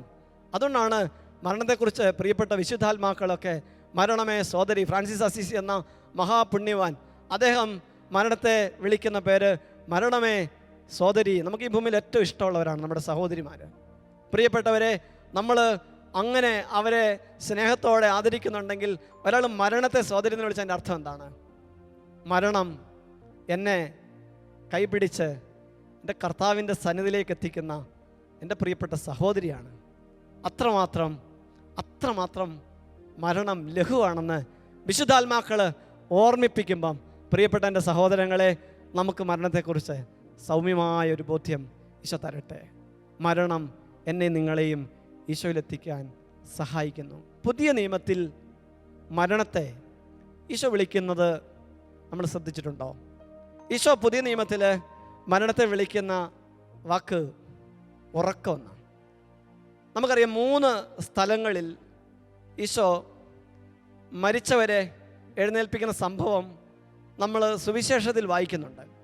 അല്ല, ഒരിടത്ത് ലൂക്കായുടെ സുവിശേഷം 8-ാം അധ്യായം 52-ാമത്തെ വചനഭാഗത്ത് ആ ബാലികയെ, മരിച്ച ബാലികയെ ഈശോ എഴുന്നേൽപ്പിക്കുമ്പം ഈശോ അതിനു മുമ്പ് പറയുന്നത് അവൾ മരിച്ചിട്ടില്ല, ഉറങ്ങുകയാണ്. അവൾ മരിച്ചിട്ടില്ല, ഉറങ്ങുകയാണ്. ഈശോ വളരെ ശാന്തമായി മരിച്ച കുഞ്ഞിനെ, ഉറങ്ങുന്ന ഒരു കുഞ്ഞുമകളെ ഒരമ്മ കൈപിടിച്ച് എഴുന്നേൽപ്പിക്കുന്ന പോലെ, മോളെ എഴുന്നേക്ക്, ബ്രേക്ക്ഫാസ്റ്റ് കഴിക്കേ എന്ന് പറയുന്നത് പോലെ ഈശോ കൈപിടിച്ച് ഉയർത്തിയിട്ട്, ഈശോ പറയുന്ന വാക്ക് പോലും നമ്മൾ ശ്രദ്ധിക്കുന്നുണ്ടല്ലോ. വിശക്കുന്നുണ്ട്, 2-3 ദിവസമായിട്ട് ഭക്ഷണം കഴിക്കാത്തത് കൊണ്ടായിരിക്കാം കുഞ്ഞ് മരിച്ചത്. അത്രയും രോഗത്തിൻ്റെ പ്രയാസത്തിലൂടെ കടന്നുപോയ കുഞ്ഞാണ്. ഈശോ ഉയർപ്പിച്ചവൻ വളരെ ശാന്തമായിട്ട് പറയാണ്, കുഞ്ഞിന് വിശക്കുന്നുണ്ട്, ഭക്ഷണം കൊടുക്കുക. അത്രയും സൗമ്യമാണ് ഈശോ. വീണ്ടും പ്രിയപ്പെട്ടവരെ, നമുക്കറിയാം, ഈശോ ലൂക്കായുടെ സുവിശേഷത്തിൽ തന്നെ 7-ാം അധ്യായം 14-ാമത്തെ വചനം, ഏറ്റവും പ്രിയപ്പെട്ട ഒരമ്മയ്ക്ക്, വിധവയായി പോയ ഒരമ്മയ്ക്ക്, എല്ലാം കൂടി ഉണ്ടായിരുന്ന ഒരു മകൻ മരിക്കുമ്പം ആരും പറയാതെ തന്നെ ഈശോ അതിലിടപെട്ടുകൊണ്ട് ആ യുവാവിനെ വിളിച്ചെഴുന്നേൽപ്പിക്കുമ്പം അത് ഈശോ പറഞ്ഞു, ആ പാവപ്പെട്ട സ്ത്രീയോട് കരയണ്ട. ഈശോ ഇതിങ്ങനെ ആവർത്തിച്ച് ഇന്നും പറയുന്നുണ്ട്, കരയണ്ട. ആ ബാലികയുടെ വീട്ടിൽ ചെന്നപ്പോൾ ഈശോ പറഞ്ഞു, കരയണ്ട. ലാസറിന്റെ ഭവനത്തിൽ ഈശോ ചെന്നപ്പം ഈശോ തന്നെ കരഞ്ഞു. പ്രിയപ്പെട്ടവർ, അതിൻ്റെ അർത്ഥം മരണത്തിൽ എൻ്റെ വീട്ടിൽ ഈശോ പ്രത്യേകമായിട്ടുണ്ട്. ഈശോ പ്രത്യേകമായിട്ടുണ്ട്. ആ സത്യം നമ്മൾ നിരന്തരം തിരിച്ചറിയണം. ജീവിതത്തിൽ ഏറ്റവും പ്രിയപ്പെട്ടവർ വല്ലാതെ പ്രതീക്ഷിക്കാത്ത സമയത്ത് മരണമടഞ്ഞതിന് ശേഷം അത്തരം സാഹചര്യങ്ങളിലൂടെ കടന്നുപോയവർ നമ്മോട് പറയുന്ന വലിയ സാക്ഷ്യമുണ്ട്. പ്രിയപ്പെട്ട, അത് ഏറ്റവും പ്രിയപ്പെട്ടവർ നനച്ചിരിക്കാത്ത നേരത്ത് കുഞ്ഞുമക്കളുടെ മരണം, ഏറ്റവും പ്രിയപ്പെട്ട ജീവിത പങ്കാളിയുടെ മരണം, ഏറ്റവും പ്രിയപ്പെട്ട അപ്പൻ്റെ അമ്മയുടെ മരണം, ഇത് അംഗീകരിക്കാൻ പറ്റാതെ ഇപ്പോഴും വിശ്വാസത്തിൽ പ്രയാസം അനുഭവിക്കുന്നവരുണ്ടെങ്കിൽ അവരറിയേണ്ട വലിയൊരു സത്യം, അനേകം മക്കളുടെ സാക്ഷ്യമാണ്. അവർ പറയും, ഞങ്ങളുടെ പ്രിയപ്പെട്ട ഒരാൾ ഞങ്ങളുടെ ഭവനത്തിൽ നിന്ന് കർത്താവിൻ്റെ ഭവനത്തിലേക്ക് പോയതിന് ശേഷം ഞങ്ങളുടെ വീട്ടിൽ ഈശോ ഉണ്ടായിരുന്നു. ഞങ്ങളുടെ യാത്രയിൽ ഞങ്ങൾ തകർന്നു പോകാതിരിക്കാൻ മാതാവ് വന്നു, മാതാവ് സഹായിച്ചു. ഇതൊരു സത്യമാണ് പ്രിയപ്പെട്ടവരെ. ഞാൻ ഓർമ്മിക്കുന്ന ഒരു കുഞ്ഞു സംഭവമുണ്ട്. അച്ഛൻ്റെ ശുശ്രൂഷ ഭവനത്തിൽ ഒരിക്കൽ യുവജനങ്ങളുടെ ഒരു ധ്യാനം നടക്കുകയാണ്.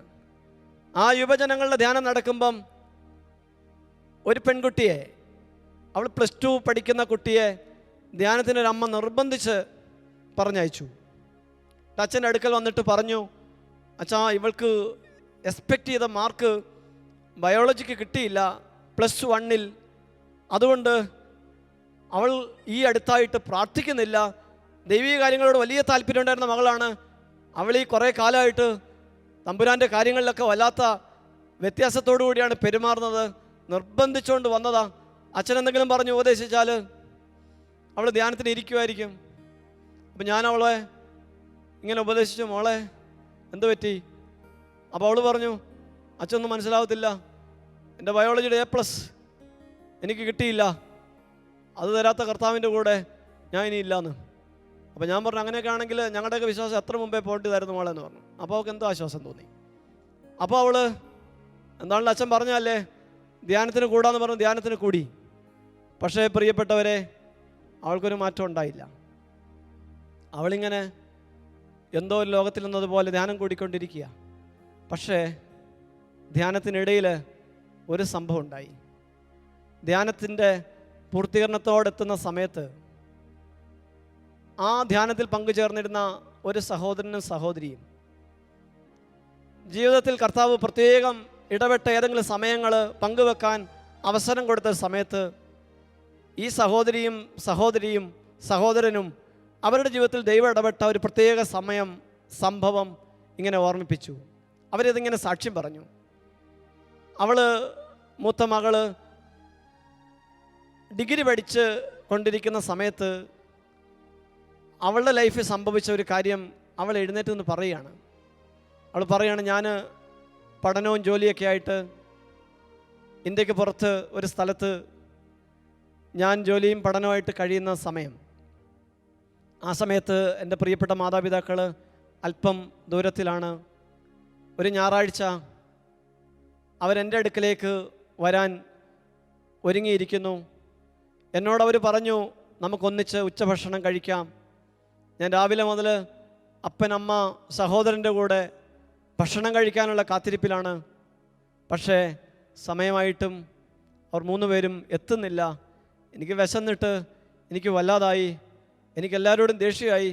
ഞാൻ ഫോൺ വിളിച്ചിട്ട് എടുക്കുന്നില്ല. പക്ഷെ കുറേ കഴിഞ്ഞപ്പം ആരോ വന്ന് എൻ്റെ മുറിയിൽ മുട്ടി. എന്നിട്ട് അതിലെനിക്ക് പരിചയമുള്ള ഒരാളുണ്ടായിരുന്നു. അവർ പറഞ്ഞു, മോളെ, നിൻ്റെ പ്രിയപ്പെട്ട മാതാപിതാക്കൾ നിന്നെ കാണാൻ വേണ്ടി വരുന്ന യാത്രക്കിടയിൽ അവർക്ക് ചെറിയൊരു ആക്സിഡൻ്റ് ഉണ്ടായി.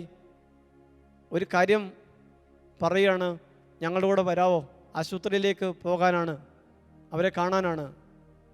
അവളുടെ വിശപ്പെല്ലാം മറന്ന് പെട്ടെന്ന് അവളുടെ മുമ്പിൽ ലോകം ഇല്ലാതാകുന്നത് പോലത്തെ ഒരു അനുഭവത്തിലൂടെയൊക്കെ അവൾ കടന്നുപോയി. ഒരു ഓർമ്മയും കിട്ടുന്നില്ല. എന്ത് പറ്റിയെന്നുള്ള വലിയ ആശങ്കയുണ്ട്. അവൾ ഈ കാര്യങ്ങളിങ്ങനെ ഷെയർ ചെയ്യാണ്. അവൾ പെട്ടെന്ന് ചാടി ഇറങ്ങി ഇവരുടെ കൂടെ ആ വണ്ടിയിൽ യാത്ര തുടങ്ങി. അതിനിടയിൽ ഇവളെ വീണ്ടും ഈ കാര്യങ്ങളെക്കുറിച്ച് ഓർമ്മിപ്പിച്ചുകൊണ്ട് എന്നെ മുഴുവൻ ഗൗരവത്തിൽ പറയുന്നതായിരിക്കും നല്ലത് എന്ന് കരുതി അവരിലൊരാൾ ഇങ്ങനെ പറഞ്ഞു, മോളെ, ഒരു കാര്യം കൂടി പറയണം. ആ യാത്രയിൽ നിൻ്റെ പ്രിയപ്പെട്ട അപ്പൻ, അമ്മ ആക്സിഡൻറ്റിൽ മരിച്ചു. ആങ്ങളയ്ക്ക് കുഴപ്പമൊന്നുമില്ല. ഈ സമയത്ത് പ്രിയപ്പെട്ടവരെ, ഈ മകള് ഇങ്ങനെ പറയുകയാണ് സാക്ഷ്യം.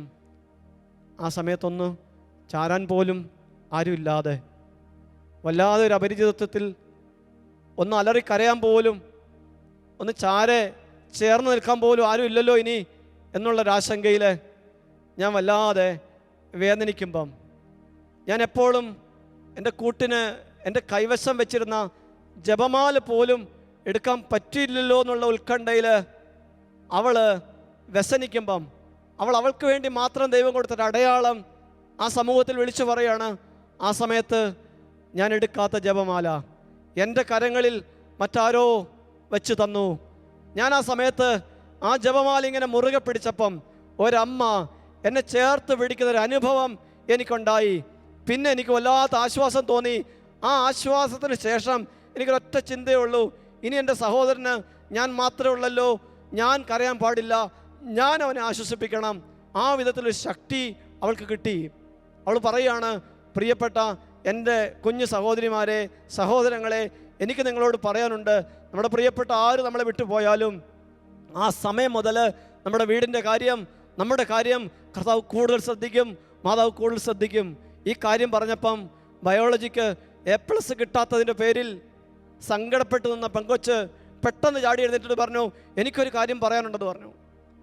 എന്നിട്ട് അവൾ ചാടി എഴുന്നേറ്റ് നിന്നിട്ട് പറയാണ്, ഈ ചേച്ചി കാര്യം പറഞ്ഞപ്പോഴാണ് എനിക്കൊരു കാര്യം തിരിച്ചറിവായത്, ഞാൻ എത്ര മണ്ടിയാ, എൻ്റെ ദൈവം എനിക്ക് വേണ്ടി ഒരുക്കിയ നന്മകളെ കൊച്ചു ബയോളജിയുടെ പേരിൽ ഞാൻ ഉപേക്ഷിച്ച് കളഞ്ഞല്ലോ, എനിക്ക് ബയോളജി കുന്തോ എന്നൊക്കെ പറഞ്ഞ് അവൾ കർത്താവിനെ വിളിച്ച് ആ സമയത്ത് എല്ലാവരുടെയും മുമ്പിൽ സാക്ഷ്യം പറഞ്ഞു.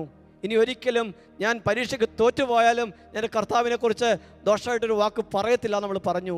പ്രിയപ്പെട്ട എൻ്റെ സഹോദരങ്ങളെ, മരണത്തിൽ എൻ്റെ കർത്താവ് എനിക്കൊപ്പം, എൻ്റെ പ്രിയപ്പെട്ടവരുടെ വേർപാടിൽ, എൻ്റെ യാത്രാ പദങ്ങളിൽ എൻ്റെ കർത്താവ് എന്നെ കൂടുതൽ സഹായിക്കുന്ന തിരിച്ചറിവോടെ മരണത്തിൻ്റെ വേദനയിലൂടെ കടന്നു പോകുന്ന മക്കൾ ആരെങ്കിലും തൻ്റെ പ്രിയപ്പെട്ടവരുടെ ഏതെങ്കിലും വിധത്തിലുള്ള പ്രതീക്ഷിക്കാത്ത സമയത്തെ വേർപാടിൽ ദുഃഖിച്ചുകൊണ്ട് വിശ്വാസത്തിൽ നിന്ന് അകന്നു നിൽക്കുന്നുണ്ടെങ്കിൽ, കർത്താവിൽ നിന്ന് അകന്നു നിൽക്കുന്ന ഒരവസ്ഥയിലൂടെ മക്കൾ കടന്നു പോകുന്നുണ്ടെങ്കിൽ, ഈ നേരം അവരെ കർത്താവിൻ്റെ സ്നേഹം ക്ഷണിക്കുകയാണ്. നിങ്ങൾക്കൊപ്പം നിങ്ങളുടെ ദൈവം കൂടുതൽ ശ്രദ്ധയോടെ നിങ്ങളുടെ കാര്യങ്ങളിൽ ഇടപെട്ടുകൊണ്ട് നിങ്ങൾക്കൊപ്പം സഞ്ചരിക്കുന്നുണ്ട്. പ്രിയപ്പെട്ട, ഈ വലിയ ബോധ്യം ആത്മാവിൽ ആഴത്തിൽ പതിയട്ടെ. മറ്റൊരു സംഭവം കൂടെ നിങ്ങളെ ഓർമ്മിപ്പിക്കാം. മരണക്കയത്തിൽ വേദനിക്കുന്ന, ഏറ്റവും പ്രിയപ്പെട്ടവരുടെ വേർപാടിൻ്റെ വേദനയെ സ്വീകരിക്കാൻ പറ്റാതെ ദുഃഖിക്കുന്ന ആരെങ്കിലും ഉണ്ടെങ്കിൽ ഓർമ്മിക്കേണ്ട ഒരു സംഭവം, വർഷങ്ങൾക്ക് മുമ്പ് ഒറീസയിലെ ഗ്രഹാം സ്റ്റെയിൻ എന്ന മിഷണറിയും അദ്ദേഹത്തിൻ്റെ 2 മക്കൾ തിമോത്തി, ഫിലിപ്പ്, ഇവർ സുവിശേഷ ശുശ്രൂഷ ചെയ്ത് പാവപ്പെട്ട കുഷ്ഠരോഗികളെ ശുശ്രൂഷിച്ച് മടങ്ങി വരുന്ന വഴിയിൽ അവരുടെ വണ്ടിയിൽ തന്നെ അവർ കിടന്ന് ഉറങ്ങി. പ്രഭാതത്തിൽ ഉറക്കം കഴിഞ്ഞ് വീട്ടിലേക്ക് പോകാനുള്ള ഒരുക്കത്തോടെ ഉറങ്ങി. പക്ഷേ ആ ഉറക്കം എന്തായിട്ട് മാറിയെന്ന് നമുക്കറിയാം. അവർ ആ പ്രത്യേക സാഹചര്യത്തിൽ കൊല്ലപ്പെട്ടു. നിഷ്ഠൂരമായ അവരുടെ മരണം ആർക്കും അംഗീകരിക്കാൻ പറ്റാത്ത വേദനയാണ്. പക്ഷേ ആ രാത്രിയിൽ പ്രിയപ്പെട്ടവരെ, ഈ മിഷണറിയുടെ ഭവനത്തിലേക്ക് ഒരു ഫോൺ കോൾ വരികയാണ്. ഗ്ലാഡിസ് സ്റ്റെയിൻ, ഗ്രഹാം സ്റ്റെയിൻ്റെ പ്രിയപ്പെട്ട ജീവിത പങ്കാളിയാണ് ഫോൺ എടുക്കുന്നത്. ഫോൺ എടുക്കുമ്പം ഒരു അപരിചിത സ്വരം അവൾക്ക് നേരെ എത്തുകയാണ്. ഇത് അവൾ പാർക്കുന്ന ആ ജില്ലയുടെ കളക്ടർ വിളിച്ചിട്ട് അവളോട് പറയുകയാണ്, ഇത് ഈ ജില്ലയിലെ കളക്ടറാണ്, ഞങ്ങൾ നിങ്ങളോട് വലിയൊരു തെറ്റ് ചെയ്തു. എന്താണ് കളക്ടർ ചെയ്ത തെറ്റ്? ആൾ ചോദിക്കുമ്പം അദ്ദേഹം ഓപ്പണായിട്ട് പറയാണ്, നിങ്ങളുടെ ജീവിത പങ്കാളി, കുഞ്ഞുമക്കൾ കൊല്ലപ്പെട്ടു. രാജ്യത്തിൻ്റെ പേരിൽ ഞാൻ താങ്കളോട്, കുടുംബത്തോട് മാപ്പ് ചോദിക്കുന്നു. ഈ സമയം പ്രിയപ്പെട്ടവരെ, ഗ്ലാഡിത്തിൻ്റെ അനുഭവത്തിൻ്റെ പങ്കുവെക്കലാണ്. ഗ്ലാഡിത്ത് പറയുന്നുണ്ട്, ജീവിതം തീർന്നതുപോലെ, കുഞ്ഞുമക്കൾ ഇനി അവരെ കാണാൻ പറ്റത്തില്ലല്ലോ എന്നുള്ള വലിയ വേദനയിൽ എൻ്റെ ജീവിതം എരിഞ്ഞടങ്ങുന്നത് പോലെയുള്ള ഒരു അനുഭവത്തിലൂടെ ഞാൻ കടന്നുപോയി. പക്ഷേ ഞാൻ തകരാതിരുന്നത്, എനിക്ക് ആ നേരം ഒരു ദർശനം ഉണ്ടായി. ആ ദർശനം പ്രിയപ്പെട്ടവരെ ആ പ്രിയപ്പെട്ട മകളുടെ ജീവിതത്തെ മുഴുവൻ മാറ്റിമറിച്ചു. അവൾ കണ്ട ദർശനം, അവൾ സ്വർഗത്തെ ദർശനം കണ്ടു. മരണ നേരത്ത് സ്വർഗത്തെ ദർശനം കണ്ടു. സ്വർഗത്തെ ദർശനം കണ്ടപ്പം അവൾ കണ്ട കാഴ്ച, വർഷങ്ങളുടെ ചിരപരിചിതം ഉള്ളതുപോലെ അവളുടെ പ്രിയപ്പെട്ട ജീവിത പങ്കാളി ഈശോയ്ക്ക് തൊട്ടരികിൽ നിന്ന് പുഞ്ചിരിയോടെ എന്തൊക്കെയോ സംസാരിക്കുന്നു. അവളുടെ നഷ്ടപ്പെട്ട 2 മക്കൾ ഫിലിപ്പും തിമോത്തിയും ഈശോയുടെ മടിത്തട്ടിൽ പുഞ്ചിരിയോടെ ഈശോയുടെ ശരീരത്തെ തൊട്ടുകൊണ്ട് ഈശോയുടെ മുഖത്തിലേക്ക് നോക്കി പുഞ്ചിരിച്ചുകൊണ്ട് അവിടെ ഇരിക്കുന്നു. ഈ ഒരു ചിത്രം, ഈ ഒരു ദർശനം കണ്ടുമുട്ടിയതോടെ അവൾ ശാന്തയായി. അവൾക്ക് മനസ്സിലായി, എൻ്റെ പ്രിയപ്പെട്ടവർ എൻ്റെ കർത്താവിൻ്റെ ഹൃദയത്തിൽ എത്തിക്കഴിഞ്ഞു. പ്രിയപ്പെട്ട എൻ്റെ സഹോദരി സഹോദരങ്ങളെ, ഈ രാവിൽ നമ്മൾ ഓർമ്മിക്കണം, നമ്മുടെ കർത്താവ് നമ്മളെ എല്ലാവരും അറിയുന്നുണ്ട്.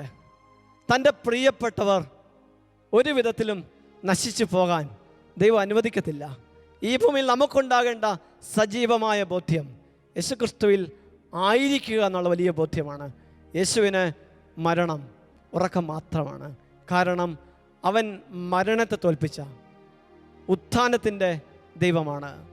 അവനാണ് പുനരുത്ഥാനവും ജീവനും. ഈ വലിയ ബോധ്യമുള്ള ജീവിതങ്ങൾ ഈ ഭൂമിയിൽ ഓരോ ദിവസം യാത്ര ചെയ്യുമ്പോഴും തങ്ങളുടെ മരണത്തെ കൺമുമ്പിൽ കാണും.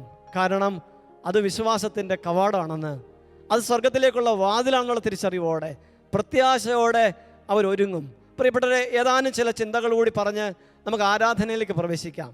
സത്യത്തിൽ നമുക്ക് മരണം എന്ന നമ്മളെല്ലാവരും മാനുഷികമായി പ്രയാസപ്പെടുന്ന ഈ ഒരു കാര്യത്തെ അഭിമുഖീകരിക്കാനുള്ള ഏറ്റവും വലിയ ശക്തി നമുക്ക് തരുന്ന വിശുദ്ധാത്മാക്കളാണ്. ഒന്നാമത് പ്രിയപ്പെട്ടവരെ, നമ്മൾ കാണേണ്ടത് നമുക്ക് ഏറ്റവും പ്രിയപ്പെട്ട നമ്മുടെ കർത്താവിനെ തന്നെയാണ്. കർത്താവിൻ്റെ മരണമാണ് നമുക്കെല്ലാത്തിനും അനുഗ്രഹമായിട്ട് മാറിയത്. അവൻ്റെ മരണത്താൽ അവൻ്റെ ജീവിതം അവസാനിപ്പിച്ചിരുന്നെങ്കിൽ ഈശോ ഒരു നല്ല മനുഷ്യനായി ഈ ഭൂമിയിൽ ഏറ്റവും നല്ലൊരു പ്രബോധകനായി അവസാനിച്ചേനെ. പക്ഷേ തൻ്റെ പരിശുദ്ധൻ അഴുകാൻ അവിടുന്ന് സമ്മതിക്കുകയില്ല എന്ന് പറഞ്ഞ് പരിശുദ്ധാത്മാവ് ഈശോയെ ഉയർപ്പിക്കുമ്പം പ്രിയപ്പെട്ടവരെ മരണത്തെ ഈശോ തോൽപ്പിച്ചു. അതുകൊണ്ട് തന്നെ ഈശോ മരണത്തിന് എത്രത്തോളം ശാന്തമായിട്ടാണ് ഒരുങ്ങിയത് എന്ന് സത്യം നമ്മൾ തിരിച്ചറിയും. ഈശോയ്ക്ക് ഈ ബോധ്യം ഉണ്ടായിരുന്നതുകൊണ്ട് ഈശോ മരണത്തിന് വേണ്ടി നമ്മളെ പഠിപ്പിക്കാൻ വേണ്ടി തന്നെ നന്നായി ഒരുങ്ങി. ഈശോ ഈ ഭൂമിയിൽ വന്ന സമയം മുതൽ തൻ്റെ പിതാവിൻ്റെ ഹിതത്തിൽ ജീവിച്ച് തൻ്റെ പിതാവിൻ്റെ വസതിയിലേക്ക് മടങ്ങിപ്പോകേണ്ടവനാണ് താനെന്നുള്ള വലിയ ബോധ്യത്തോടെയാണ് യാത്ര ചെയ്തത്. അതുകൊണ്ട് തന്നെ ഓരോ കാര്യങ്ങളും മനസ്സിൽ കണ്ട് അത് പങ്കുവെച്ചാണ് ഈശോ യാത്ര ചെയ്തത്. നന്നായി ഒരുങ്ങി. അവൻ പലവട്ടം ഇക്കാര്യം ഓർമ്മിപ്പിച്ചു.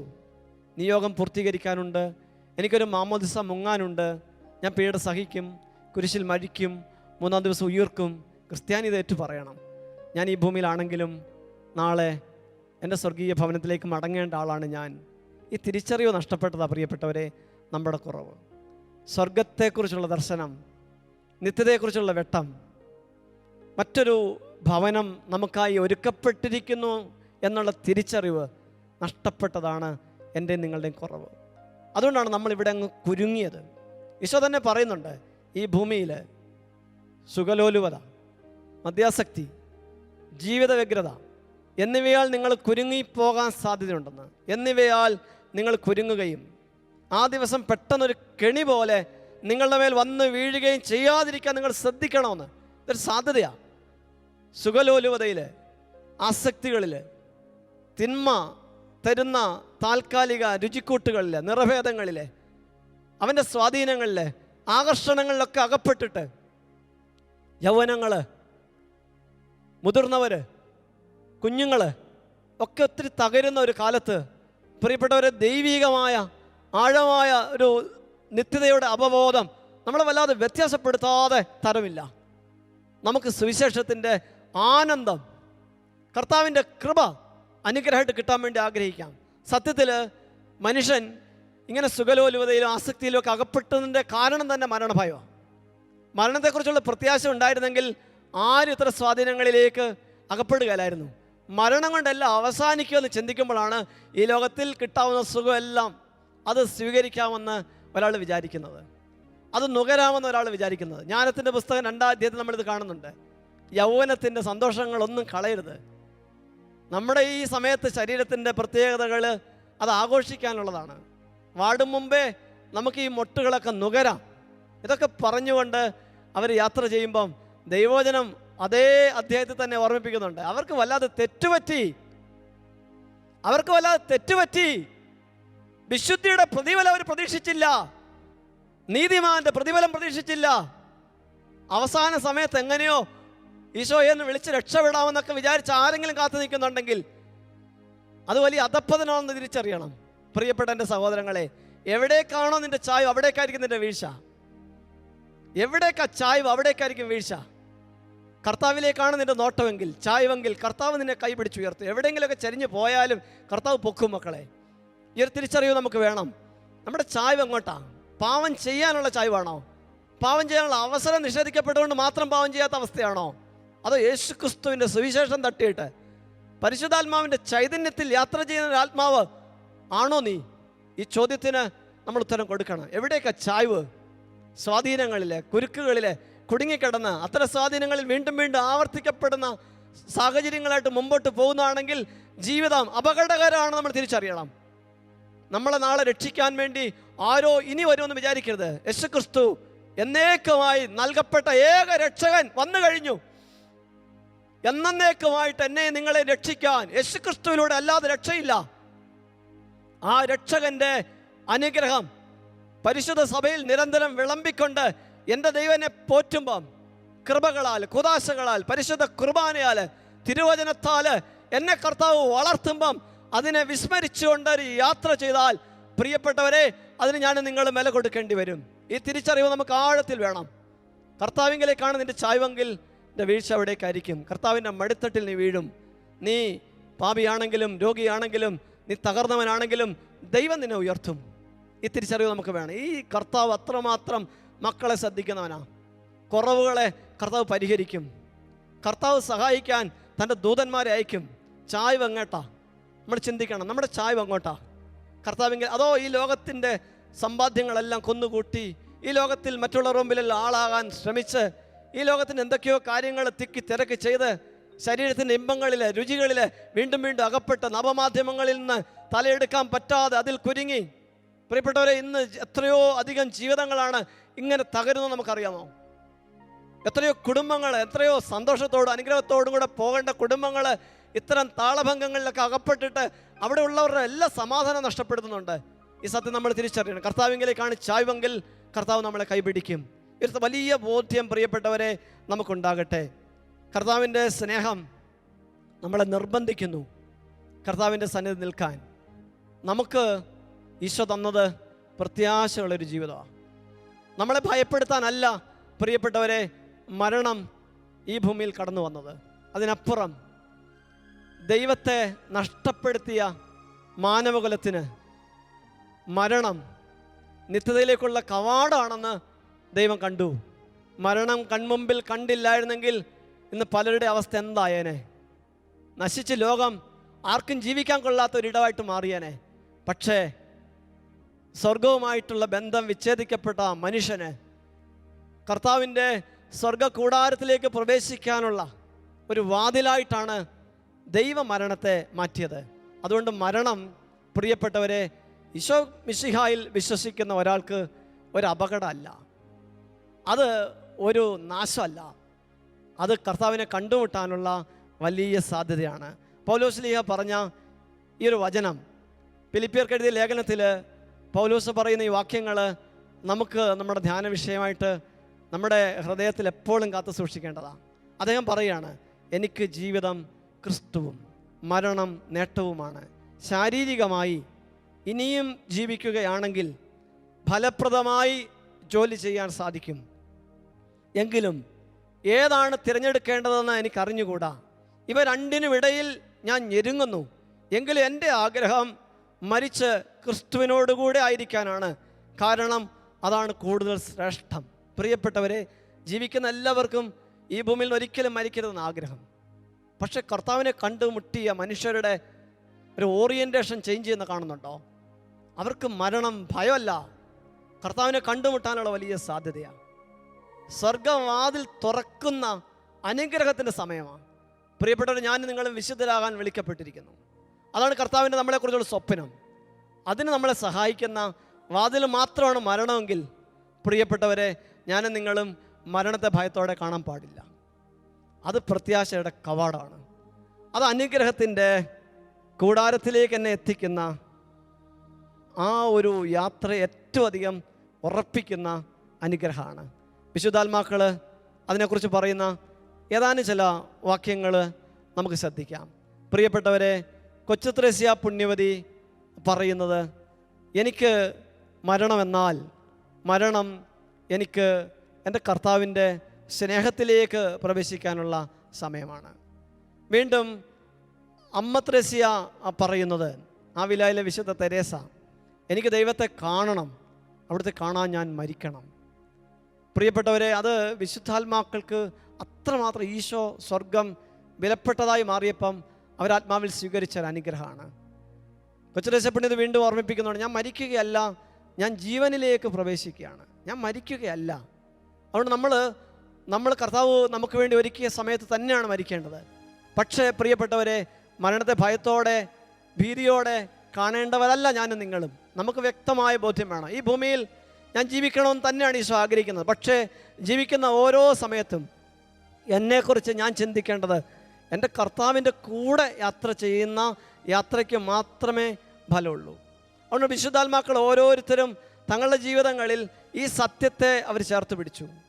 വിശുദ്ധ ചാവറ പിതാവ് അദ്ദേഹം മരിക്കുന്ന സമയത്ത് അദ്ദേഹം തൻ്റെ പ്രിയപ്പെട്ട കൂട്ടായ്മയിലുള്ള സന്യാസ സഹോദരങ്ങളെ ഇങ്ങനെ ഓർമ്മിപ്പിക്കുന്നുണ്ട്, മാമോദിസ ലഭിച്ച ദൈവവരപ്രസാദം നഷ്ടപ്പെടാതെ കാത്തു സൂക്ഷിക്കാൻ കർത്താവ് സഹായിച്ചു. എന്തൊരു ശ്രദ്ധയാ മാമോദിസ കിട്ടിയത്, എന്തുമാത്രം യാത്ര ചെയ്തു. പ്രിയപ്പെട്ടവരെ, മാമോദിസ കിട്ടിയതൊക്കെ നഷ്ടപ്പെടുത്തിയവരായിരിക്കും നമ്മൾ. പക്ഷെ ഇന്ന് ഈ സമയം പ്രിയപ്പെട്ടവർ നമ്മൾ തിരിച്ചറിയണം, എന്നെ എൻ്റെ ദൈവം വീണ്ടും കർത്താവിൻ്റെ കൃപാവരങ്ങൾ കൊണ്ട് നിറച്ച് വീണ്ടും ഒരു പുതുയാത്രയ്ക്ക് വേണ്ടി കർത്താവ് കരം നീട്ടുമ്പം ആ കരത്തെ തള്ളിക്കളയാൻ നമുക്ക് സാധിക്കാതിരിക്കട്ടെ. കർത്താവിൻ്റെ സഭയിലെ വിശുദ്ധ കുംഭസാരത്തെക്കുറിച്ച് പറയുന്നത് രണ്ടാം മാമോദിസാണ്. അതുകൊണ്ട് പ്രിയപ്പെട്ട ഓരോ കുംഭസാരവും നമ്മളെ ഒരു പുതിയ യാത്രയ്ക്ക്, സ്വർഗത്തിലേക്കുള്ള തീവ്രതയുള്ള തീഷ്ണതയുള്ള യാത്രയ്ക്ക് നമ്മളെ ക്ഷണിക്കുകയാണ്. പ്രിയപ്പെട്ട ഒരു വാക്കുകൂടി പറഞ്ഞ് നമുക്ക് ആരാധനയിലേക്ക് പ്രവേശിക്കാം.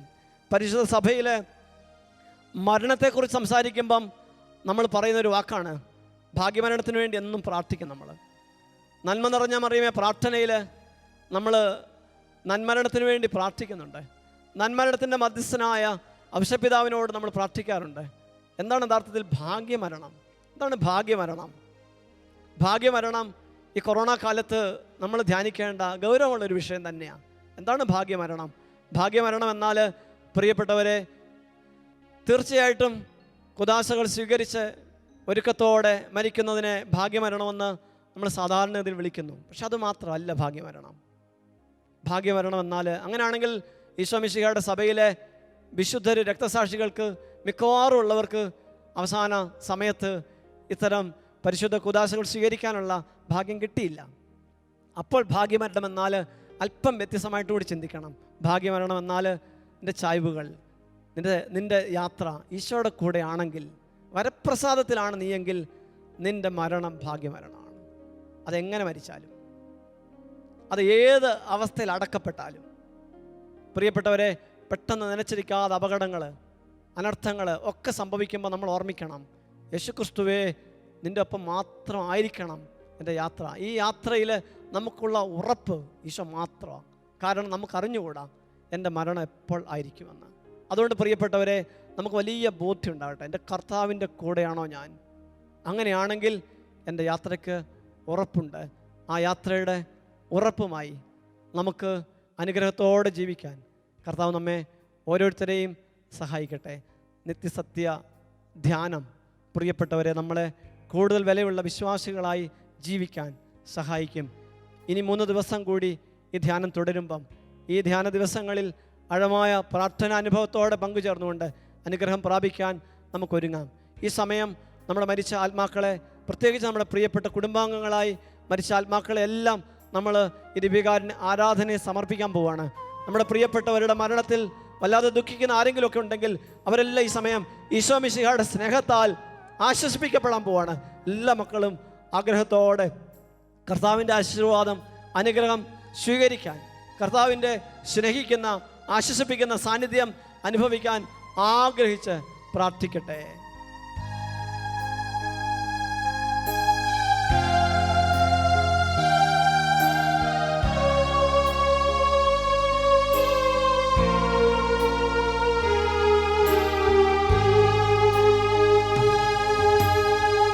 ആണിയേറ്റ ദിവ്യപാദം സ്നേഹമോടെ തന്നിടട്ടെ, കൈകൾ കൂപ്പി നിൻ തിരുമാറിൽ എന്നെ ചേർത്തിടണേ.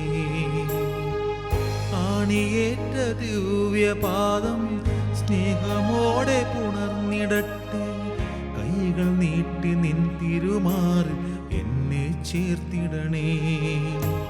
ദൈവ ദൈവസ്നേഹം നിറച്ചിടേണേ, അഭിഷേകങ്ങൾ ചൊരിഞ്ഞിടേണേ. ഉത്ഥാനത്തിൻ അത്ഭുത ശക്തി എന്നിൽ നിറയ്ക്കണേ. ദൈവസ്നേഹം നിറച്ചിടേണേ, അഭിഷേകങ്ങൾ ചൊരിഞ്ഞിടേണേ. ഉത്ഥാനത്തിൻ അത്ഭുത ശക്തി എന്നിൽ നിറയ്ക്കണേ. ഉത്ഥാനം ചെയ്തവനെ ഞങ്ങൾ ആരാധിക്കുന്നു. മരണത്തെ ജയിച്ചവനെ ഞങ്ങൾ ആരാധിക്കുന്നു. ഉത്ഥാനം ചെയ്തവനെ ഞങ്ങൾ ആരാധിക്കുന്നു. മരണത്തെ ജയിച്ചവനെ ഞങ്ങൾ ആരാധിക്കുന്നു. ഉത്ഥാനം ചെയ്തവനെ ഞങ്ങൾ ആരാധിക്കുന്നു. മരണത്തെ ജയിച്ചവനെ ഞങ്ങൾ ആരാധിക്കുന്നു. ഉത്ഥാനം ചെയ്തവനെ ഞങ്ങൾ ആരാധിക്കുന്നു. മരണത്തെ ജയിച്ചവനെ ഞങ്ങൾ ആരാധിക്കുന്നു. പ്രിയപ്പെട്ട സഹോദരങ്ങളെ, ഈ നിമിഷങ്ങളിൽ കർത്താവിൻ്റെ സന്നിധിയിലേക്ക് നമ്മളെ തന്നെ സമർപ്പിക്കാം. മരണമെന്ന വാതിലിലൂടെ കർത്താവിൻ്റെ വിശുദ്ധ കൂടാരത്തിൽ എത്തി നിത്യതയിൽ എന്നേക്കും വിശുദ്ധരുടെ കൂട്ടായ്മയിൽ ദൈവത്തെ നിരന്തരം ആരാധിക്കേണ്ട സമൂഹമാണ് നമ്മൾ. ഈ നിമിഷങ്ങളിൽ നമ്മൾ വിശ്വസിക്കുക, കർത്താവായ ഈശോ നമ്മോടൊപ്പം ആയിരിക്കുന്ന ഈ സമയത്ത് ഈ കൂട്ടായ്മയിൽ കർത്താവിൻ്റെ സ്വർഗത്തിലെ എല്ലാ വിശുദ്ധരും പങ്കുചേരുന്നുവെന്ന് പരിശുദ്ധ സഭ നമ്മെ പഠിപ്പിക്കുന്നു. വിശുദ്ധാത്മാക്കൾ നിരന്തരം സ്തുതിക്കുന്ന കർത്താവിനെ നമ്മൾ ദിവ്യകാരുണ്യത്തെ ആരാധിക്കുമ്പം നമ്മോടൊപ്പം പരിശുദ്ധ അമ്മയും വിശുദ്ധ ഔസേപ്പിതാവും അപ്പസ്തോലന്മാരും എല്ലാ വിശുദ്ധരും രക്തസാക്ഷികളും നമ്മുടെ കാവൽ ദൂതന്മാരും എല്ലാ ദൂതഗണങ്ങളും ഒന്നു ചേർന്ന് ആരാധിക്കുന്നു. ഈ സമയം നമ്മോടൊപ്പം പുണ്യവാന്മാരുടെ വലിയ കൂട്ടായ്മയുണ്ട്, പുണ്യവതികളുടെ വലിയ കൂട്ടായ്മയുണ്ടെന്നുള്ള വലിയ ബോധ്യത്തോടെ നമ്മളും ഒരിക്കൽ എന്നേക്കും കർത്താവിനെ ആരാധിക്കുന്ന വിശുദ്ധരുടെ കൂട്ടായ്മയിൽ അണിനിരക്കപ്പെടേണ്ടതാണെന്നുള്ള വലിയ ബോധ്യത്തോടെ ആയിരിക്കുന്ന നമ്മുടെ കുറവുകളെല്ലാം കർത്താവിൻ്റെ സന്നിധിയിലേക്ക് സമർപ്പിച്ച് ഞങ്ങളെ വിശുദ്ധരാക്കണമേന്ന് കർത്താവിൻ്റെ സന്നിധിയിൽ വിളിച്ചപേക്ഷിച്ചുകൊണ്ട് വിശുദ്ധരുടെ കൂട്ടായ്മയോട് ചേർന്ന് നമുക്ക് കർത്താവിനെ സ്തുതിക്കാൻ. പ്രിയപ്പെട്ടവരെ, hallelujah, hallelujah, hallelujah, hallelujah, hallelujah, hallelujah, hallelujah. വിശുദ്ധരോട് ചേർന്ന് കർത്താവെ അങ്ങേ ഞങ്ങൾ ആരാധിക്കുന്നു. പരിശുദ്ധ അമ്മയോട് ചേർന്ന്, വിശുദ്ധ ഔസേപ്പിതാവിനോട് ചേർന്ന്, പത്രോസ്, പൗലോസ്, മാർ തോമസ് ശ്ലീഹായോട് ചേർന്ന്, എല്ലാ വിശുദ്ധ അപ്പസ്തോലന്മാരോട്, എല്ലാ വിശുദ്ധരോട്, എല്ലാ രക്തസാക്ഷികളോട് ചേർന്ന് ഈശോയേ അങ്ങേ ഞങ്ങൾ ആരാധിക്കുന്നു, അങ്ങേ ഞങ്ങൾ ആരാധിക്കുന്നു, അങ്ങേ ഞങ്ങൾ ആരാധിക്കുന്നു, അങ്ങേ ഞങ്ങൾ ആരാധിക്കുന്നു. ഉത്ഥാനം ചെയ്തവനെ ഞങ്ങൾ ആരാധിക്കുന്നു. മരണത്തെ ജയിച്ചവനെ ഞങ്ങൾ ആരാധിക്കുന്നു. ഉത്ഥാനം ചെയ്തവനെ ഞങ്ങൾ ആരാധിക്കുന്നു. മരണത്തെ ജയിച്ചവനെ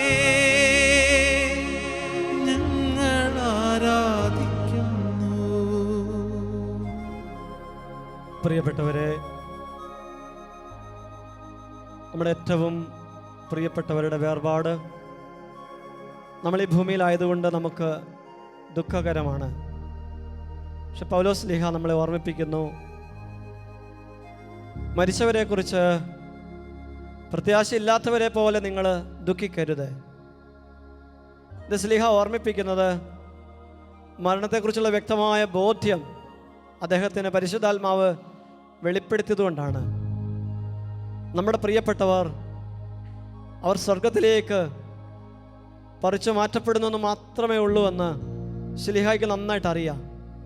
കർത്താവിനോട് ചേർന്നിരിക്കുന്നവർ, കർത്താവിൻ്റെ നാമത്തെ വിളിച്ചപേക്ഷിച്ചവർ, വിശ്വാസത്തോടും ഒരുക്കത്തോടും കൂടി പരിശുദ്ധ കുർബാന സ്വീകരിച്ച് കർത്താവിനോട് ചായ്വ് പ്രകടിപ്പിച്ച് യാത്ര ചെയ്ത് ഈ ഭൂമിയിലൂടെ സഞ്ചാരം നടത്തിയവർ, അവർക്ക് മരണം നേട്ടമാണെന്ന്, അവർക്ക് മരണം സ്വർഗമാണെന്ന്, അവർക്ക് മരണം നിത്യതയാണെന്ന് തിരിച്ചറിഞ്ഞതുകൊണ്ടാണ് മരിച്ചവരെക്കുറിച്ച് പ്രത്യാശയില്ലാത്തവരെ പോലെ ദുഃഖിക്കരുതെന്ന് ശ്ലീഹ ഓർമ്മിപ്പിച്ചത്. ഈ സമയം പ്രിയപ്പെട്ടവരെ, നമ്മുടെ ഏറ്റവും പ്രിയപ്പെട്ടവരുടെ വേർപാടിൽ ഇപ്പോഴും വേദനിക്കുന്ന മക്കൾ ആരെങ്കിലും ഉണ്ടെങ്കിൽ അത് പ്രിയപ്പെട്ട അമ്മയാകാം, അപ്പനാകാം, സഹോദരനാകാം, സഹോദരിയാകാം, ജീവിത പങ്കാളിയാകാം, കുഞ്ഞുമക്കളാകാം, ഒരാരായാലും അവരെ ഈ സമയം കർത്താവിൻ്റെ തിരുഹൃദയത്തിൽ സമർപ്പിച്ചേ. നമുക്ക് ചില കാര്യങ്ങളിൽ പ്രിയപ്പെട്ടവരെ, നമ്മൾ മനുഷ്യർക്ക് നമുക്കാകെ ചെയ്യാൻ പറ്റുന്നത് സമർപ്പിക്കുക എന്നുള്ളത് മാത്രമാണ്. എല്ലാ സമയത്തും നമ്മളെ ആർക്കും ആശ്വസിപ്പിക്കാൻ കഴിവില്ല. ഈ ഭൂമിയിൽ നമ്മുടെ പ്രിയപ്പെട്ട ഒരാൾ നഷ്ടപ്പെടുമ്പം മറ്റാരോ ഒരാൾ സാരമില്ല എന്ന് പറഞ്ഞാൽ സാരമില്ലാതാകത്തില്ലല്ലോ. അതുകൊണ്ട് പ്രിയപ്പെട്ടവരെ, അവിടെ നമുക്ക് ചെയ്യാൻ പറ്റുന്നത് ഏക കാര്യം സമർപ്പിക്കുക എന്നുള്ളതാണ്. ഈശോയ്ക്ക് കൊടുക്കുക. ഈശോയ്ക്ക് കൊടുക്കുമ്പം ഈശോ വരും, ഈശോ ആശ്വസിപ്പിക്കും, ഈശോ ആശ്വസിപ്പിക്കും. ഈശോയ്ക്ക് തന്നെ അറിയാം. നമ്മുടെയൊക്കെ ഹൃദയങ്ങളിൽ, അനേകരുടെ ഹൃദയങ്ങളിൽ അനേക ചോദ്യങ്ങളുണ്ട്. എന്തുകൊണ്ട്? ഞങ്ങൾ പ്രാർത്ഥിച്ചതല്ലേ, ഞങ്ങൾ കൊന്ത ചൊല്ലിയതല്ലേ, ഞങ്ങൾ കുർബാനയ്ക്ക് പോയതല്ലേ, ഞങ്ങൾ വേളാങ്കണ്ണിക്കല്ലേ പോയത്, ഞങ്ങൾ കുർബാനയ്ക്കല്ലേ പോയത്. പ്രിയപ്പെട്ടവരെ, ഈശോ നമ്മുടെ പ്രിയപ്പെട്ടവരെ എടുത്തെങ്കിൽ ഈശോക്ക് അവരെ വേണമെന്ന് അപ്പം പറഞ്ഞാൽ കൊടുക്കാതിരിക്കാൻ പറ്റുമോ? ആൽഫ്രഡ് ടെന്നിസൺ എന്ന അനുഗ്രഹദായകനായ ആത്മീയ ഗ്രന്ഥകർത്താവ് പറയും, കുഞ്ഞുമക്കളുടെയൊക്കെ മരണത്തിൽ വേദനിക്കുന്നവരെ ഓർമ്മിപ്പിച്ചുകൊണ്ട് അദ്ദേഹം പറയും, ഉടയവൻ തലോടി അവൻ ഉറങ്ങി, ഉടയവൻ തലോടി അവൾ ഉറങ്ങി. അപ്പൻ തൊട്ടതാ സ്വർഗത്തിൻ്റെ വിശുദ്ധ പറുദീസായുടെ വിശുദ്ധ ഗേഹത്തിൽ ഒരു സുന്ദര പുഷ്പമാകാൻ, അനുഗ്രഹത്തിൻ്റെ ഒരു മാലാഖയാകാൻ ഈശോ കൊണ്ടുപോയതാ. തടയാനുള്ള കഴിവ് നമുക്കില്ല. അപ്പൻ്റെതാണ് മക്കള്, അപ്പൻ്റെതാണ് നമ്മള്. ആ വലിയ ബോധ്യത്തോടെ നമുക്ക് സമർപ്പിക്കാം. നമ്മുടേതല്ല, നമ്മുടേതല്ല, ഈശോയുടേതാണ് നമ്മള്, ഈശോയുടേതാണ് മക്കള്, ഈശോയുടേതാണ് സഹോദരങ്ങള്, ഈശോയുടേതാണ് ജീവിത പങ്കാളി. ഈ തിരിച്ചറിവോടെ പ്രിയപ്പെട്ടവരെ, അക്സെപ്റ്റ് ചെയ്യാൻ പറ്റാത്ത വിധത്തിൽ നമ്മൾ ദുഃഖം അനുഭവിക്കുന്നുണ്ടെങ്കിൽ സമർപ്പിച്ചുകൊണ്ട്, ഈശോയെ, ഞങ്ങളുടെ പ്രിയപ്പെട്ടവരെ, ഞങ്ങളുടെ പ്രിയപ്പെട്ട കുഞ്ഞിനെ, പ്രിയപ്പെട്ട ജീവിത പങ്കാളിയെ, സഹോദരനെ, സഹോദരി, അപ്പനെ, അമ്മയെ അങ്ങേക്ക് സമർപ്പിക്കുന്നു. ഈശോയെ, ശക്തി തരണേ, ഉൾക്കൊള്ളാൻ ശക്തി തരണേ, ബലം തരണേ, കൃപ തരണേ. ആഗ്രഹിച്ചുകൊണ്ട് ഈശോയെ വിളിച്ചപേക്ഷിക്കട്ടെ. ഈശോയെ, ഈ സമയം നുറുങ്ങുന്ന ഞങ്ങളുടെ മക്കളെ, പ്രിയപ്പെട്ടവരുടെ വേർപാടിൽ വേദനിക്കുന്ന, മരണത്തെ ഉൾക്കൊള്ളാൻ പറ്റാതെ വിശ്വാസത്തിന്റെ തീർത്ഥാടനത്തിൽ വല്ലാതെ ഭാരത്തിലൂടെ, പ്രയാസത്തിലൂടെ, സങ്കടത്തിലൂടെ കടന്നു പോകുന്ന മക്കളെ ഈശോയെ സുഖപ്പെടുത്തണമേ, ആശ്വസിപ്പിക്കണമേ, ബലപ്പെടുത്തണമേ. അങ്ങയുടെ പരിശുദ്ധ സ്നേഹം അവരുടെ കുടുംബങ്ങളിൽ, അവരുടെ സമൂഹങ്ങളിൽ വെളിപ്പെടട്ടെ. ദൈവത്തിന്റെ സ്നേഹം മക്കളെ ബലപ്പെടുത്തട്ടെ, ബലപ്പെടുത്തട്ടെ, ബലപ്പെടുത്തട്ടെ. സ്നേഹമാ ശക്തിയാ യേശുവേ നീ വരേണമേ. സ്നേഹമാ സാന്ത്വനമാ യേശുവേ നീ വരേണമേ. മിഴിനീർ തുടക്കേണമേ, തോളിലെടുക്കേണമേ. എന്റെ മിഴിനീർ തുടക്കേണമേ, തോളിലെടുക്കേണമേ.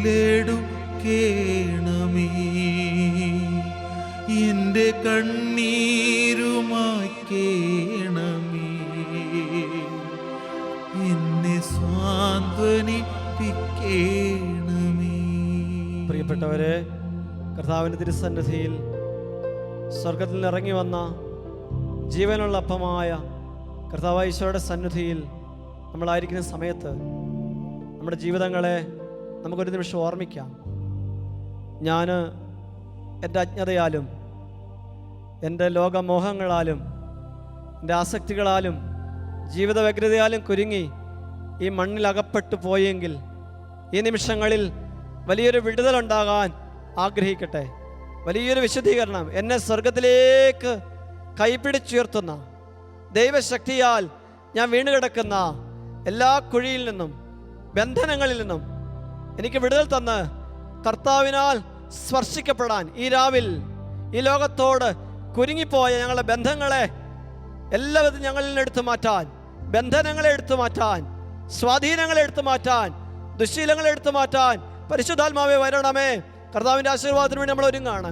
കർത്താവിൻ്റെ ശക്തി ഈ സമയം നമ്മൾ വീണ് കിടക്കുന്ന ഇടങ്ങളിൽ കടന്നു വരാൻ, ദൈവശക്തിയാൽ അന്ധകാരത്തിന്റെ സ്വാധീനങ്ങൾ വിട്ടുമാറാൻ മക്കൾ ആഗ്രഹിക്കട്ടെ.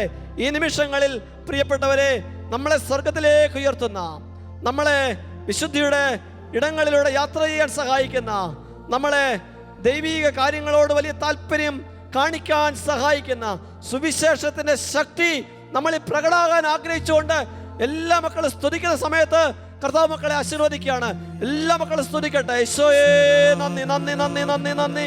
Hallelujah, hallelujah, hallelujah, hallelujah, hallelujah, hallelujah, hallelujah, hallelujah.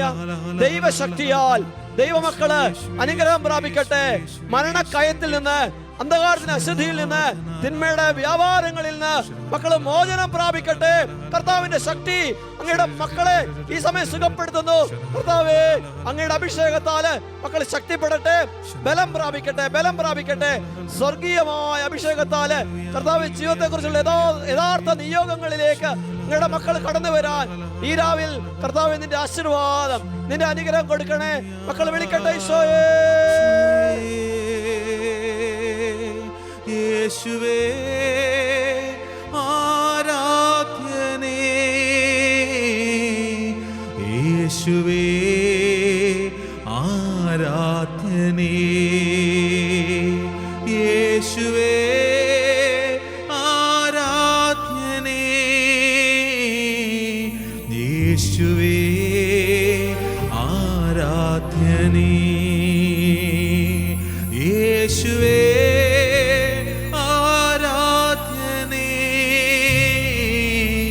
യേശുവേ